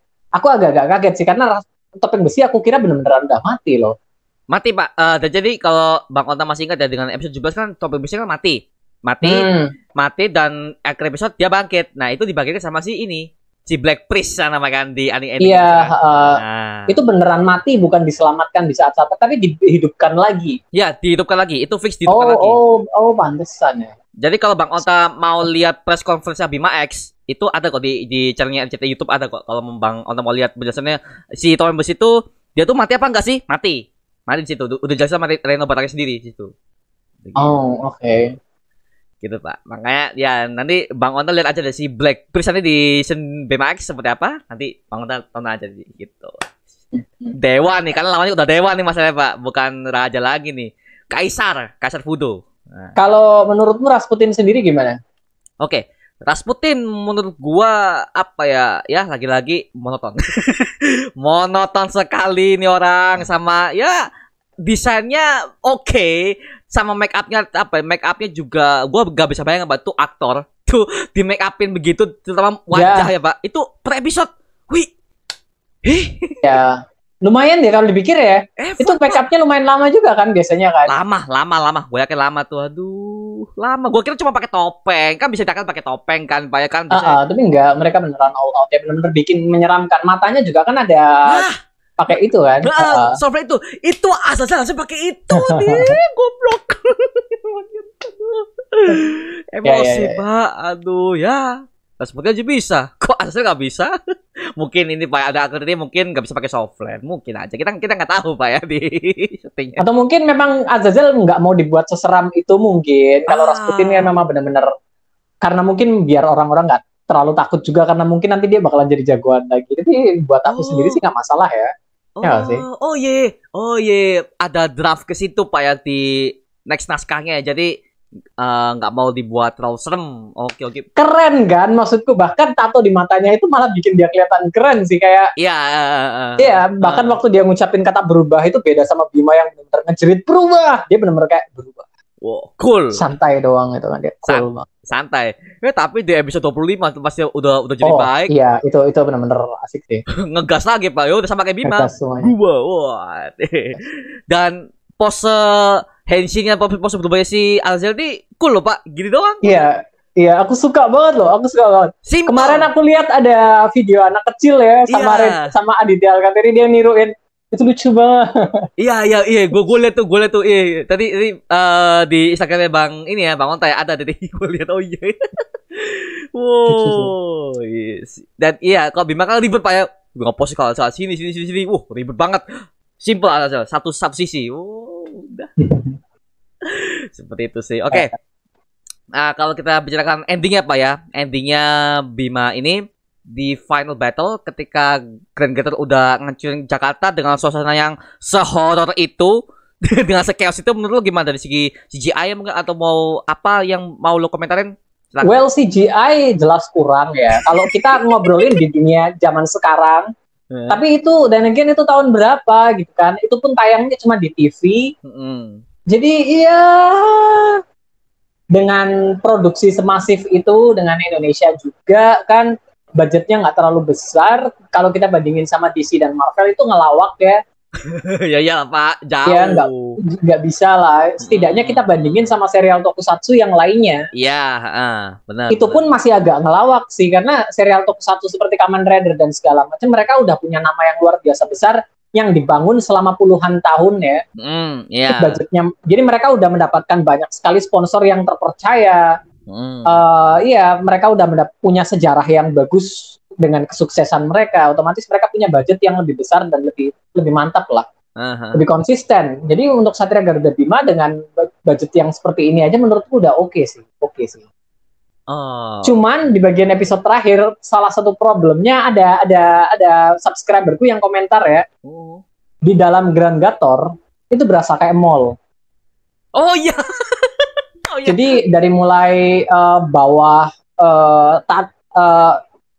tanahnya pakai keramik ala mall gitu kan, terus dari segala macamnya ada tangga dan jadi kayak sebenarnya kalau mau dibikin kayak pertarungan Bima sama Azazel ketika diinterupsi sama Fairliver, kayak bener-bener di bagian bener-bener semua bangunannya itu bener-bener kayak tembok semen dan bawahnya kayak itu hitam-hitam semua. Itu menurutku bagus sih, meskipun ya secara look memang agak kurang mewah ya. Tapi iya, aku setuju sih, itu memang kerasa kayak mall sih, jadi kerasa kayak kurang pesawat alien luar angkasa gitu loh. Iya, mungkin karena ini Pak, budgetnya mungkin Pak, karena mereka mendesain itu kita kurang budget nih. Lantainya kita belum bisa nih. Kayak pakai seadanya aja gitu kan. Tapi mereka lumayan effort sih, kayak di temboknya ada berbagai macam hiasan gitu kan. Iya. Lumayan effort sih, cuman ya bagian bawahnya emang lantainya itu emang lantai putih. Kurang sih, kayak berasa di mall, kayak kerasa kurang. Ya benar-benar kerasa kurang, tapi ya dengan mereka langsung menerapkan full CGI ya Pak ya. Jadi itu nggak seakan-akan nggak terlalu kelihatan Pak dengan apa ya, rumah. Tuh rumah apa yang gue lihat tuh rumah, mereka main di rumah bukan di kapal. Aduh. Apalagi itu set pertempuran terakhir kan, kayak Bima sama Azazel ngelawan Rasputin. Jadi agak-agak sayang sih, kayak apa ya, bagian Bima sama look-nya yang paling keren itu waktu Bima pertama kali ngelawan si Topeng Besi, waktu si Topeng Besi menawan Kak Randy. Ya, itu waktu mereka di adegan rumah kosong, bangunan kosong gitu kan. Terus sama Bima ngelawan Azazel itu yang diinterupsi sama Fairliver itu juga bagus sih. Sama apa lagi ya, kayaknya ada banyak sih bagian-bagian yang bagus. Cuman Rasputin itu doang yang benar-benar di dalam situ, jadi kayak rasa kayak agak kurang sih. Iya sih, benar-benar di bagian ending seharusnya mau jadi lebih epic, tapi ya lagi-lagi mungkin propsnya mungkin banyak karena ini final episode, jadi budget mereka udah sebatas itu mungkin ya. Kita nggak tahu kan biasanya seperti apa dari biaya produksinya, jadi ya udah sih. It's okay lah ya, gue masih bisa oke aja sih, gue masih. Iya, endingnya oke kok, endingnya oke. Tapi aku agak sedikit berharap ada sesuatu sih, maksudku kayak Randy dan Rena ikut bertarung, come on. Masa nggak ada sesuatu yang terjadi sama mereka, minimal apa kayak gitu kan, yang benar-benar mengkhawatirkan. Kayak mereka masuk dalam Gang Gator, keluar dengan selamat, terus berdiri di situ sampai semuanya selesai dan mereka nggak terluka sedikit pun. Aneh, iya aneh. At least ada luka kaki kek atau luka di tangan kek. Bahkan Rena loh. Bisa battle Pak, ya nendang doang ceplak lah. Lah kok gini? Iya, jadi kayak kurang kerasa ada bahayanya sih. Meskipun itu kita lihat bahayanya masif banget ya. Masif. Banyak sekali orang yang terluka di jalan, itu benar-benar gedung. Serem banget aku lihat kalau misalnya ada di kejadian nyata gitu kan. Bahkan waktu Gang Gator kalah pun, waktu dia jatuh itu kelihatan serem apa sih? Itu orang-orangnya ada di situ gimana ya? Oh iya, itu di agak kepikiran. Jadi kayak oke. Tapi iya, untuk karakter-karakter utamanya kayak Rena sama Randy, aku ngerasa kayak agak kurang sih, kayak mereka nggak kena apapun. Padahal itu yang aku ekspektasiku di situ waktu aku mikir episode terakhir sih, kayak kalau mereka memang benar-benar mau ikut naik Helios masuk ke dalam, aku mikir bakalan ada sesuatu setidaknya yang terjadi sama mereka. Jadi terluka atau apa gitu kan. Karena di episode-episode sebelumnya mereka udah banyak terluka dong. Iya. Iya kan? Iya. Randy segala macam. Tapi masa di episode terakhir ketika mereka menghadapi bahaya sebesar itu gak ada sedikit pun. Itu satu-satunya kekurangan di ending menurutku sih. Iya sih. Segi bahayanya kurang. Tapi aku suka banget waktu seluruh masyarakat bener-bener waktu ngelihat Bima dan Azazel disiksa, mereka kayak bener-bener ya itu semuanya silent. Mantep improvisasinya banget. Itu jadi gue lihat pengarah saudaranya juga mantap loh Pak. Mereka bisa mengarahkan semua rakyat-rakyat yang bisa dibilang, ya kita bisa bilang rakyat jelata Pak ya, rakyat-rakyat yang random, tapi gue bilang pengarah saudaranya nyampe semua di situ. Ada gini, ada betul lagi gini. Jadi apa itu menandakan Indonesia itu gak hanya yang beragama Muslim, semua agama ada. Ini bagus, gue lihat nih, bagus. Mantap sih. Bagus. Gue suka, sama-sama gue suka. Nah itu makanya gue bisa akhirnya tuh khusus Indonesia ada nih, suka jalur cinta gue jelas. Iya, potensi Satria Garuda Bima ini gede banget loh, aku lihat loh. Astaga. Yang penting memang satu ya, itu serial superhero itu ya harus digarap dengan serius dan harus digarap dengan hati. Karena nggak bisa hanya sekedar mikirin bisnis doang. Kalau cuma mikirin bisnis, nggak ada hati di situ, dan mereka hanya ada banyak banget loh proyek-proyek serial yang dibuat hanya dengan mikirin bisnis doang tanpa benar-benar. Kalau Satria Garuda Bima memang ketara banget kalau yang buat itu memang suka ya sama serial-serial seperti ini ya. Jadi mereka tahu bagian mana yang menarik. Ini karakter Azazel aja itu benar-benar dibuat serapi itu mantep banget sih. Iya benar-benar memang harus dibuat cerah hati karena ini kan namanya series Pak, dan ini fansnya Tokusatsu Indonesia juga banyak loh, banyak. Dan banyak yang suka itu, wow. Banyak suka, ya, wow. aku lumayan waktu pertama kali aku ekspektasiku nggak sebesar ini sih, tapi waktu nonton aku jadi kayak, oh pantesan ada banyak yang suka ya Tokusatsu Indonesia. Padahal buat orang Indonesia sendiri jujur ya susah sebenarnya karena gimana ya, banyak rakyat kita yang terlalu memuja budaya luar negeri sebenarnya. Jadi lebih ke ngerasa kayak apaan sih Indonesia bikin paling gini gitu doang kan gitu kan.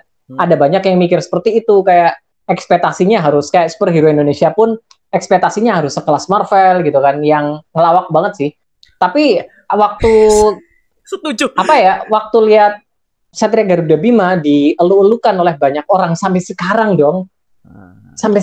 Aku waktu cari Satria Garuda Bima hashtag di Instagram, di YouTube segala macam, itu masih banyak yang upload dong, masih banyak yang bener-bener suka, masih banyak yang ngefans. Belum mati, hype-nya masih belum mati. Ya, hype masih belum mati karena walaupun itu udah lama banget tapi masih aku review telat banget kan, tapi yang nonton videoku masih banyak. Iya, gue respect, makanya gue respect langsung ke Jagon Kancil nih. Jadi kayak peminatnya masih lumayan. Waktu aku pertama kali bikin review, aku sekedar kayak mungkin untuk beberapa orang aku kasih lah ya, karena aku kan juga memang nge-review semua superhero Indonesia kan, baik dari iklan sampai segala macam, semuanya rata aku review kan. Iya. Masa Satria Garuda Bima enggak? Jadi aku review dan aku kaget sih, ternyata peminatnya banyak juga ya. Okay. Dan aku suka banget sama subscriberku, mereka benar-benar ngejaga spoiler, benar-benar aku nggak boleh kena spoiler sedikit pun. Jadi ya terima kasih banyak buat kalian semua ya. Aku mohon di sini juga sama ya, jangan kasih aku spoiler ya. Ya guys, please jangan kasih spoiler karena seru banget loh. Kalau nonton tanpa spoiler seru banget loh. Perkembangan Azazel itu benar-benar seru banget. Kembalinya si Topeng Besi itu seru banget, aku kaget banget. Jadi ya lebih baik memang nggak pakai spoiler sama sekali ya. Iya, benar-benar. Nah, kalau ngomong soal Topeng Besi kan awalnya ada cakar, Pak. Gua masih ada pertanyaan nih, Pak. Kalau Bang Onta masih inget tuh, kan ada cakar tuh Topeng Besi. Tapi di final episode kan dia udah nggak ada cakar lagi tuh, dari mana, Pak ya? Kok nggak ada cakar lagi, Pak ya? Itu menurut Bang Onta bagaimana tuh si Topeng Besi itu? Cakarnya bukannya didapat sama Bima ya? Yang mana, Pak? Gua agak lupa sebenarnya. Gua udah lama nggak nonton nih. Itu Power Stone biru. Oh iya. Iya. Bapak Garuda Claw. Iya. Wow. Iya benar. Oh iya, dari situ ya. Oh iya. Mengecewakan sih untuk beberapa hal ya, jujur. Bima dapat Power Stone biru. Itu harapanku pertama berubah form dong. Iya. Enggak. Setelah itu aku berharap ini Power Stone mungkin bakalan dikasih ke orang lain dong. Maruk banget diambil diri sendiri dong. Jadi kayak kesempatannya Randy akhirnya hilang lagi. Padahal Randy bisa tuh dikasih ke situ. Tapi ya mungkin Ray nggak mau membahayakan orang lain, apalagi keluarganya sendiri. Make sense. Oke lah. Terus ini juga bikin aku mikir, karena Ray tahu kalau Power Stone ini berharga gitu kan. Dia ngerebut Power Stone biru dari Topeng Besi, dipakai ke dirinya sendiri. Oke, keren. Zakros kalah, dia nggak peduli dong. Waktu Zakros kalah, jelas-jelas orang ini Power Stone juga. Zakros dikalahkan, dia malah sibuk ngobrol sama Randy dan Rena. Akhirnya kita menang, guys. Power Stone-nya di belakang melayang, hilang sendiri. Kenapa nggak diambil? Oh iya, yang pas ungu ya. Oh iya, goblok. Itu kekecewaan kedua sih terkait dengan Power Stone-nya. Soalnya waktu si Topeng Besi, Bima tahu kalau itu penting kan, tahu kalau itu bisa menambah kekuatan. Jadi kalau cari tahu soal Satria Garuda Bima, itu yang muncul bakalan Bima X duluan. Iya, Bima X duluan. Jadi kalau aku cari misal Satria Garuda Bima, yang muncul malah Bima X duluan malahan. Itu susahnya di Google itu seperti itu. Sayang sekali. Iya, benar. Makanya nanti Bang Onta asal semua full, no skip. Bagus soalnya. Yes. Besok kayaknya sih baru mulai Satria Garuda Bima. Karena ini Pak, gue juga gini ya, kalau jujur Pak ya, gue nonton reviewnya di Jalan Kancil Bima itu full Pak. 1, 2, 3, 4, 5. So, gue lebih suka reviewnya di ini Pak, reviewnya yang final, yang keseruan konsepnya, yang full scene 1. Langsung gue komen kan situ. Yang mana sih? Yang final scene 1 yang review keseluruhan. Oke. Itu langsung. Sebenarnya review keseluruhan itu mau aku gabungin di bagian episode terakhir gitu kan, di endingnya. Cuman aku mikir nggak bisa deh kayaknya. Terlalu panjang gitu kan, yang nonton jadi agak-agak gimana. Iya benar. Makanya juga orang-orang yang di grup gua Pak, di grup WA gua, kan gua juga banyak grup WA sendiri Pak. Bahkan gua langsung ngumumin gua sama Jawan Kancil nih akan podcast Bima Satria Garuda. Itu mereka yang ngomong, "Wah, Bang udah balik ke universe-nya." Ada penonton lama gua Pak. Jadi Ada itu kayak gue mikir ini penonton lama gue yang tahu tokusatsu gue ini kayak udah punah semua nih, tapi ternyata ada juga. Oh, balik lagi Pak ke universe-nya tokusatsu. Waduh. Nggak apa-apa sih sebenarnya bahas tokusatsu gitu kan kalau dilanjutin lagi. Iya, tapi ya karena ya seperti itu lah. Jadi kok gue mending ini Pak nunggu John Kaja aja lah yang review Bima X, karena gue pengen tahu nih perspektifnya John Kaja mengenai Bima X seperti apa. Kan Bima kan udah, Bima X lanjut nih. Wow, tunggu nih. Kalau menurutmu kan kita kan tadi kau udah bahas tentang pendapatmu tentang Bima, tentang Rena, tentang Azazel. Kalau Randy gimana menurutmu? Randy ini menurut gue adalah sosok kakak yang jago banget. Dia bukan lagi sebagai kakak yang bisa dibilang petarung ya, bukan ya. Kita bicarakan soal dia tuh bertanggung jawab sebagai kepala keluarga. Yes. Itu yang gue langsung, wah, gimana gentle dia walaupun hanya seorang montir, dia hanya seorang pemilik montir, tapi dia bisa menafkahi keluarga semua, pamannya, terus adiknya 3 lagi, Rena, Ray, Reza. Bisa. Tiba-tiba punya 3 adik ya. 3 adik ya, pasti bebannya juga bertambah dong. Dan dia baik-baik aja dong. Maksudku dia benar-benar, aku tuh ngerasanya ya waktu pertama kali aku mikir ini Randy kayaknya bakalan agak-agak gimana gitu sama Ray kan, apalagi dia udah tiba-tiba dia bukan adik kandung kan? Bukan adik kandung. Terus tiba-tiba ikut membahayakan Ray, dan apalagi Rena cewek gitu kan, yang benar-benar jadi ikut bahaya, jadi kayak iya, itu soalnya bukan masalahnya dia loh. Bukan masalahnya Randy sama sekali loh. Iya, bener.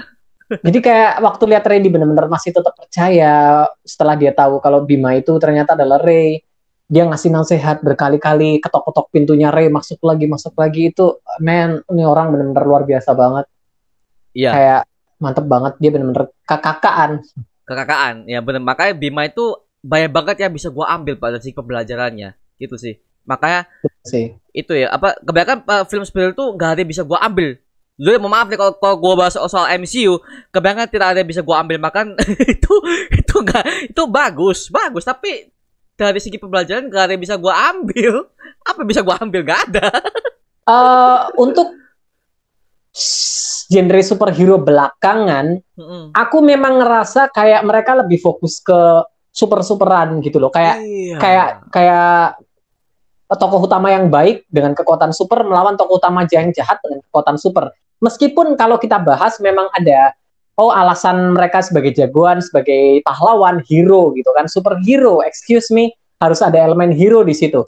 Jadi kayak misalnya ya Batman versus Superman, Civil War, itu lebih ke versus-versusan kan. Jadi kayak meskipun kalau kita dalami lebih jauh lagi, oh ya ada elemen hero, pahlawan yang dalamkan di situ gitu kan, kayak alasan mereka masing-masing bertarung, cuman nggak benar-benar nggak benar-benar dibeberkan secara kayak di Spider-Man 2 waktu benar-benar dia nyelamatin kereta, momen kepahlawanannya itu benar-benar dia menyelamatin kereta sampai itu man, aku benar-benar ngerasa kagum banget, ini benar-benar pahlawan, kata hero-nya itu benar-benar dikupas banget kan. Waktu Wonder Woman benar-benar menerjang badai peluru, itu benar-benar momen kepahlawanannya benar-benar kerasa banget kan. Jadi itu kayaknya waktu Wonder Woman aku benar-benar kerasa sadar kayak, oh ya aku kangen sama elemen-elemen kepahlawanan kayak gini di film-film superhero, karena akhir-akhir ini agak kurang kerasa.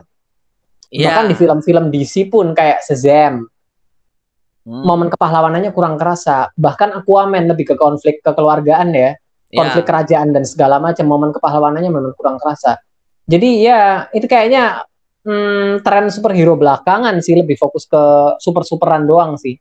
Cuman kayaknya di bagian-bagian makin kesini udah lumayan sih. Kayak Black Widow, kemarin aku nonton meskipun banyak banget yang nggak suka ya, tapi aku suka momen kepahlawanannya dia di situ, benar-benar kerasa elemen hero-nya. Jadi Satria Garuda Bima juga elemen hero-nya benar-benar ditekankan sekali.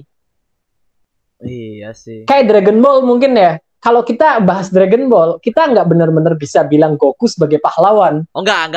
Karena Goku itu dia pengen bertarung, udah gitu doang. Dia nggak benar-benar pengen menyelamatkan. Kayak Dragon Ball Super ya, dia benar-benar menantang universe yang lain dengan taruhan. Oh kalau kita menang, kalian boleh hancurin bumi. Excuse me? Itu parah banget, man. Taruhannya nggak lucu pak taruhannya. Meskipun dia pede, nggak mungkin aku kalah lah ya. Tapi kan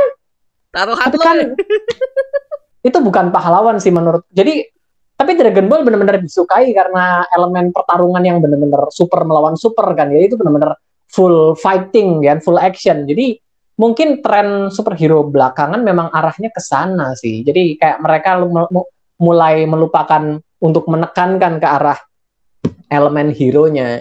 Yang aku lihat sih kayak gitu. Tapi makin ke sini udah mulai balik lagi ke akarnya lagi sih.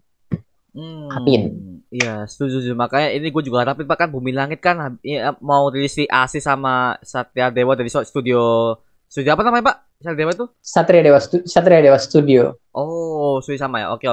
Ini gue tunggu banget sih. Gue pengen tahu apakah elemen seperti itu masih ada nggak? Apakah mereka udah ngikutin tren Marvel DC? Kita nggak tahu Pak. Kita nggak tahu. Aku pun berharap Sri Asih elemen jagoannya benar-benar kerasa sih. Aku benar-benar berharap banget elemen kepahlawanannya kerasa di Sri Asih. Amin. Aku paling berharap sama itu sih Sri Asih, semoga elemen. Soalnya kalau kita bahas proyek Bumi Langit yang lain, Virgo and the Sparklings, ini komiknya aku ada sih, komik Virgo and the Sparklings, dan ini lebih ke elemen pahlawannya memang kurang kerasa sih di komiknya. Jadi kalau di filmnya nggak ada pun aku maklum, karena di komiknya memang nggak ada sih. Jadi makanya harapanku lebih ke Sri Asih sih untuk momen-momen kepahlawanan. Soalnya kalau lihat adegan-adegan kayak gitu, aku benar-benar ngerasa merinding dan merasa kecil gitu kan. Bener. Kayak waktu Spider-Man 2 atau Tobey Maguire gitu kan, menyelamatkan orang di kereta, benar-benar dia berkorban. Iya. Terus orang di kereta ngelihat mukanya tanpa topeng, oh ternyata ini. Habis itu ditutupin lagi topengnya sama mereka. Jangan ada yang khas. Iya, benar. Mereka menghargai lah ya, menghargai indera superhero. Gitu. Itu merinding banget sih, momen-momen kayak gitu yang bikin aku ngerasa kecil, kayak oh ya mereka pahlawan. Aku nggak bakalan bisa kayak gitu. Meskipun itu menginspirasi, tapi ya aku nggak bakalan bisa kayak gitu. Aku nggak punya nyali buat kayak gitu. Sama Pak, apalagi gua. Tapi ya elemen-elemen kayak gitu bagus kan, apalagi waktu di Satria Garuda Bima juga berkali-kali aku ngelihat Bima ini menyelamatkan waktu sama anak kecil Dion di rumah sakit, man, itu aku nangis sih. Iya. Dia mau dioperasi, si Dion berusaha ngelawan kanker ya? Kanker nggak? Iya, kanker nggak? Bukan sih, kayaknya bukan kanker sih, ada penyakit apa gitu, aku lupa lagi. Pokoknya ya itu harus dioperasi dan 50-50 ya hasilnya waktu itu. Iya, dia ngoperasi. Adegan terakhir. Itu adegan terakhir yang dibuka kontennya Bima udah terbang tuh. Itu momen bener-bener gila banget, itu episode 1. Itu momen kepahlawanannya paling kerasa sih, karena kita ngelihat efeknya Satria Garuda Bima di masyarakat memang seperti itu. Kalau Bima benar-benar jadi pahlawan dan jadi inspirasi banyak orang. Iya. Tapi Bimanya sendiri keberatan dengan statusnya itu kan, kayak ngerasa aku nggak sehebat itu kok. Aku juga ya itu relatable banget sih. Aku suka banget gila episode bagian itu. Iya, benar-benar itu nyambung Pak, karena kan si Rey ini kan bukan petarung. Dia cuma montir biasa. Dia kan dipilih random sama si Mikael ini Pak. Kebetulan si Rey ini nolong dia, dan kebetulan juga ini ada kakak kandungnya ini, bangke. Tapi nyala kok, Power Stone-nya nyala waktu di deket Bima gitu kan. Iya, jadi nyala. Iya, ini memang ditakdirkan sih. Tapi ya makin kesini memang kayaknya ada adegan di mana waktu awal-awal ya si Rey ini kan bilang kan, aku nggak mau kekuatan Power Stone ini, aku nggak mau beban seperti ini. Dia bilang sama Mikael kayak gitu kan. Iya. Dia kayak aku nggak bisa. Tapi makin kesini, apalagi waktu Mikael ditangkap dan Bima masuk rumah sakit waktu itu, Bima benar-benar bangun untuk melawan monster kalajengking kan, dengan keadaan yang parah sekarat. Oh iya. Dia kayak aku nggak tahu apa alasan Power Stone memilihku, tapi ini tanggung jawab yang harus aku selesaikan. Wow, iya, bener. Dengan satu form loh Pak, itu nggak punya form loh Pak, satu form. Iya loh. Aku berasa kayak lihat Satria Baja Hitam dulu, bener-bener dia mati-matian sekarat berkali-kali. Formnya itu doang, nggak ada form lain. Satria Baja Hitam itu waktu belum jadi RX ya. Ya. Oh Bima X, Satria Baja Hitam. Oh oke. Iya memang, karena kan si Ren Barker memang terinspirasi di situ Pak. Makanya kalau Bang Onta lihat Bima ini story-nya ini sama dengan Kamen Rider Black. Karena kan Shadow Moon ya. Shadow Moon dengan Black sama, mereka ada bersaudara yang terpisah sama, tapi eksekusinya berbeda. Beda eksekusinya. Makanya aku benar-benar ketar-ketir banget loh waktu episode terakhir. Karena aku ngerasa, oke, aku tahu kalau Azazel muncul di Bima X ya. Yeah. Cuman aku ngerasanya kayak mungkin aku mikirnya ini semacam, jujur ya, aku sempat kepikiran kalau Bima X ini sekedar reboot Jadi dibikin dari awal lagi episodenya. Aku sempat mikir kayak gitu. Oh. Kayak Spider-Man-nya Tom Holland sama Tobey Maguire itu kan reboot ya. Aku sempat mikir itu mungkin reboot dibuat awal lagi. Jadi aku sempat mikir Azazel kayaknya mati deh episode terakhir. Tapi Soalnya Shadow Moon dong. Shadow Moon. Shadow Moon benar-benar bikin trauma banget dulu kan. Benar-benar mereka nggak punya belas kasihan banget sutradaranya ya, penulis naskahnya ya. Kayak Iya. benar-benar episode terakhir mati. Wow, pertempurannya benar-benar tapi mantep sih. Mantap. Shadow Moon memang bukan hero. Dia benar-benar villain sampai akhir pun dia villain. Nah, itu yang gue suka dari, makanya itu bedanya kalau si Bima aslinya kan tobat jadi second Satya. Kalau di Black kan lebih sadis Pak, itu Black sadis gila, iya itu. Aku nonton waktu masih kecil banget, aku takut sih tapi ya itu memorable banget. Aku kayaknya punya komiknya di Satria Baja Hitam di lemari. Oh, ada komiknya terbitan ada, dan komiknya bener-bener ngeri loh, bener-bener formnya Satria Baja Hitam itu benar-benar belalang monster. Memang ini monster kan ya? Monster ya, harusnya monster karena ya kan, makanya Pak, ini kan lagi pihak Toei kan udah mau ngeribut nih Kamen Rider Black yang ribut nih. Desainnya bagus sekali. bagus sekali. Cuman aku agak sayang sih Shadow Moon matanya nggak hijau. Iya. Itu satu-satunya yang aku nggak suka sih. Dan ya kalau dipikir ini konsepnya memang agak sama dengan Kamen Rider ya, Satria Garuda Bima ya, karena musuh kan, kalau Kamen Rider itu kan kita ngobrolin Satria Baja Hitam, mereka dibuat sama Gorgom ya. Iya, si Shadow Moon sama Black Sun kan. Black Sun sama Shadow Moon itu dibuat sama seperti monster-monster lainnya. Mereka kan semua cyborg monster kan. Cuman bentuknya beda, ada yang kelawar, ada yang ini, dan kebetulan Satria Baja Hitam itu bentuknya belalang. Cuman di saat terakhir ketika jiwanya belum dicuci otak segala macam, dia kabur kan. Makanya akhirnya bisa jadi jagoan. Dan kayaknya ide utamanya sama sih, karena Power Stone juga awalnya dari Fudo. Iya, dari Fudo. Tapi dibawa kabur dan dikasih ke sana, dan di kelompoknya Fudo juga ada beberapa yang pakai seperti topeng besi, Shadow Crisis dan segala macamnya kan. Jadi iya, menarik sih. Itu konsep yang aku suka banget loh di Power Stone itu. Karena Power Stone ini bisa dipakai sama siapa aja. Ya, siapa aja bisa pakai. Aku suka itu. Dan Power Stone-nya mencar ya di bagian terakhir ya. Ya, nanti lihat aja nanti di itu scene 2 gitu. Aku agak tertarik sih karena mencar ya. Bagus. Jadi ya, kemana itu? Ya, nanti lihat aja Pak. Oke. Sebagai penutup Pak, skornya berapa untuk Bima scene pertama ini dan apa alasannya? Aduh. Kalau skor nih? Ya. Skor. Biasanya kan review kan skor nih. Untuk visual effect bagian awal kurang, bagian makin kesini bagus, tapi bagian episode visual effectnya kurang sih. Cuman kostum segala macam mereka udah mantep ya. Bahkan monster-monster desainnya juga bagus banget. Mereka lumayan jor-joran sih ngeluarin monsternya ya. Setelah monster satu kalah, benar-benar monster selanjutnya itu ya muncul, itu kostumnya lumayan mahal sih. Dan mereka juga masing-masing kekuatannya dari satu monster ke monster yang lainnya masing-masing berbeda ya. Kita kayak kalau ingat monster yang itu, kita langsung ingat monster yang itu kekuatannya itu. Karakter-karakter sampingan juga kayak Randy dan segala macam juga memorable sih, kecuali Rena sama si itu ya. Jadi tapi efeknya bagus sih, maksudnya efeknya membangkitkan tokusatsu Indonesia banget sih. Iya. Sayangnya justru nggak diikuti sama yang lain-lainnya ya. Tapi padahal efeknya udah bagus banget, bener-bener kayak fanbase-nya bener-bener kebentuk sampai sekarang ya. Jadi bener. Meskipun CGI-nya nggak seperti luar, tapi ya gue juga gini Pak, karena gue lihat tokusatsu Indonesia ya oke lah CGI nggak bisa mengejar yang luar, tapi gue bisa menghargai karena apa? Storyline-nya ini loh. Story-nya juga bagus banget, terutama setelah Azazel masuk ke dalam naskah ya, udah mulai masuk ke dalam ceritanya, itu storyline-nya bagus banget. Itu. Iya.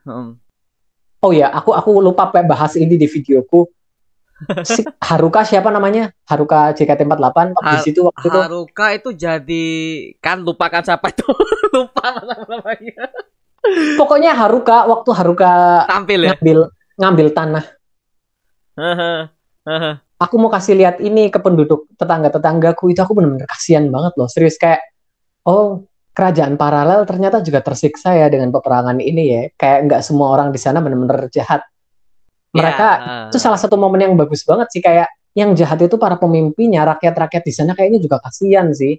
Itu meskipun hanya dieksplor sedikit doang, itu membuka mata banget sih, kayak di peperangan seperti ini memang kedua belah pihak sama-sama nggak salah sih, yang salah itu yang mulai beraksi dan ya memancing semuanya dan segala macam. Di ini Rasputin sih yang paling salah ya, dan itu ya salah satu momen bagus juga di penulisan ceritanya. Kalau secara keseluruhan ya Satria Garuda Bima mungkin aku pengen kasih 7, cuman setelah aku ingat Azazel, penulisannya Azazel dan segala macam korelasi dengan soundtrack ya, liriknya mantep banget, kayaknya 8 sih. 8 sih kayaknya sih aku kasih sih. 8 ya. Oke. Kalau gua kasih 9,5 dan 10. Wow, mantep banget ya. Ya, karena ya kalau Azazel kita tahu ya Azazel, tapi gua melihat secara full storyline-nya bagus. Ya, full story-nya bagus. Kayaknya satu-satunya kritikku di sini kayak kurang panjang sih. Jadi beberapa karakter kerasa kayak kurang dikembangkan. Plus budget juga. Aku tahu banget mereka pengen bikin Randy jadi seorang jagoan. Aku tahu banget. Tapi budgetnya kurang. Soalnya mereka udah ditis banget. Itu adegan yang paling ngejengkelin banget di Satria Garuda Bima. Ketika mereka mau ngelawan Zakros dan Randy dengan PD-nya berubah. Habis itu dia melompat doang, nggak kejadian apa-apa. Oh iya masuk portal tuh. Itu split second aku bener-bener kayak, hah? Oke. Kukira mau berubah beneran, tapi itu menunjukkan kalau mereka tahu. Mereka tahu dan mereka pengen juga, cuman budgetnya nggak ada buat kostumnya.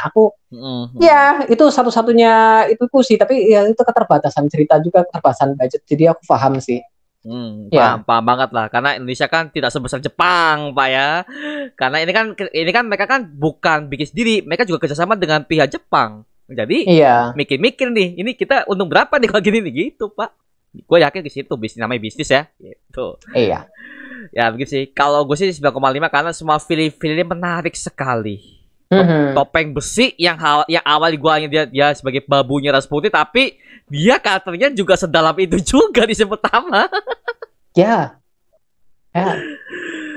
Begitu Pak. Makanya itu gue masih inget Pak yang di ending episode dia udah membunuh Rasputin, tangannya Black Priest megang pelan bumi itu. Lawannya Kaisar, anjir. Serem banget. Itu serem banget sih. Serem.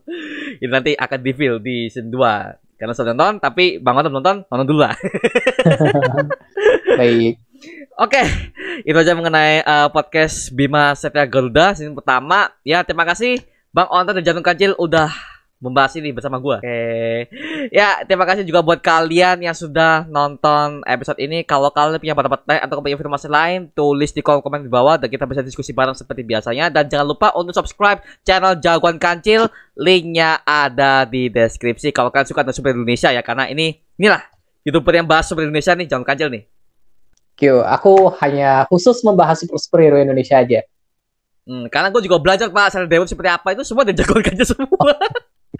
Sebenarnya aku juga berharap ada banyak channel yang bahas sih, jujur dulu aku kurang pede sama kamera sih sebenarnya. Makanya waktu dulu itu aku benar-benar kayak Wiro Sableng, tahu kan Wiro Sableng kan? Tahu, sangat tahu. Waktu zaman Wiro Sableng film itu aku berharap, aku cari-cari di YouTube kan ya, kok nggak ada yang benar-benar ini sih. Oh bagus Pak Wiro Sableng Pak, maksudnya nggak benar-benar ada yang bahas YouTuber yang Indonesia yang apa gitu kan.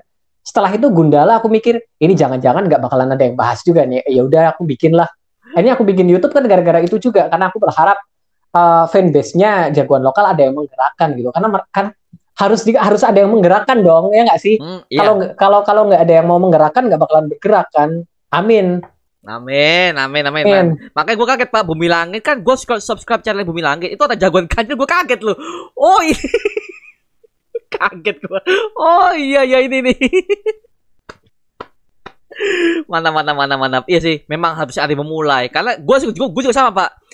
Kalau Bang Ona tahu ya, gue juga orang yang bisa dibilang ya gue suka Marvel, DC suka. Cuman gue tuh lebih fokus ke DC.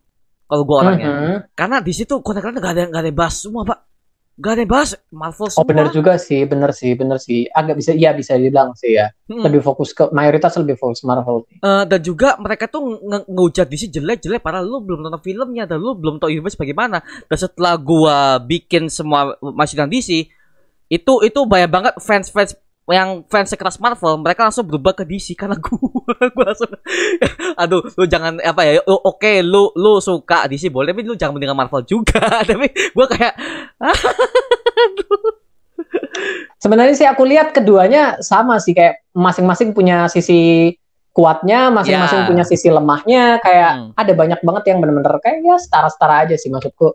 Iya, ada banyak juga yang di Marvel yang bikin aku keren banget. Ada banyak yang bikin aku, ya di DC juga sama sih. Ada banyak banget yang, cuman bedanya di jumlah filmnya aja kayaknya. Iya, jumlah film sama konsistennya sih yang gue lihat sih. Iya, itu yang agak ngeselin sih. Bahkan fans DC juga kesel sama itu kok. Jadi ya semuanya sama. Studionya juga kesel kok. Kesel. Gue juga kesel, Pak. Oke. Iya. Oke, itu aja mengenai video kali ini, Pak. Jangan lupa like, comment, subscribe untuk gue buat video mendidik dan menghiburkan semua. Karena gue janji sebisa mungkin gue akan buat video seperti ini lagi untuk kalian. Dan kemungkinan gue akan bersama dengan John Kanjang lagi. Mungkin kita akan bahas Gundala mungkin, atau Satria Dewa mungkin. Kan filmnya habis ini mau tayang nih, Satria Dewa nih. Mungkin kita akan bahas nih sama Bima X nanti. Kalau Bang Onta udah nonton nih. Oke, sampai jumpa di video berikutnya. Adios. Woohoo!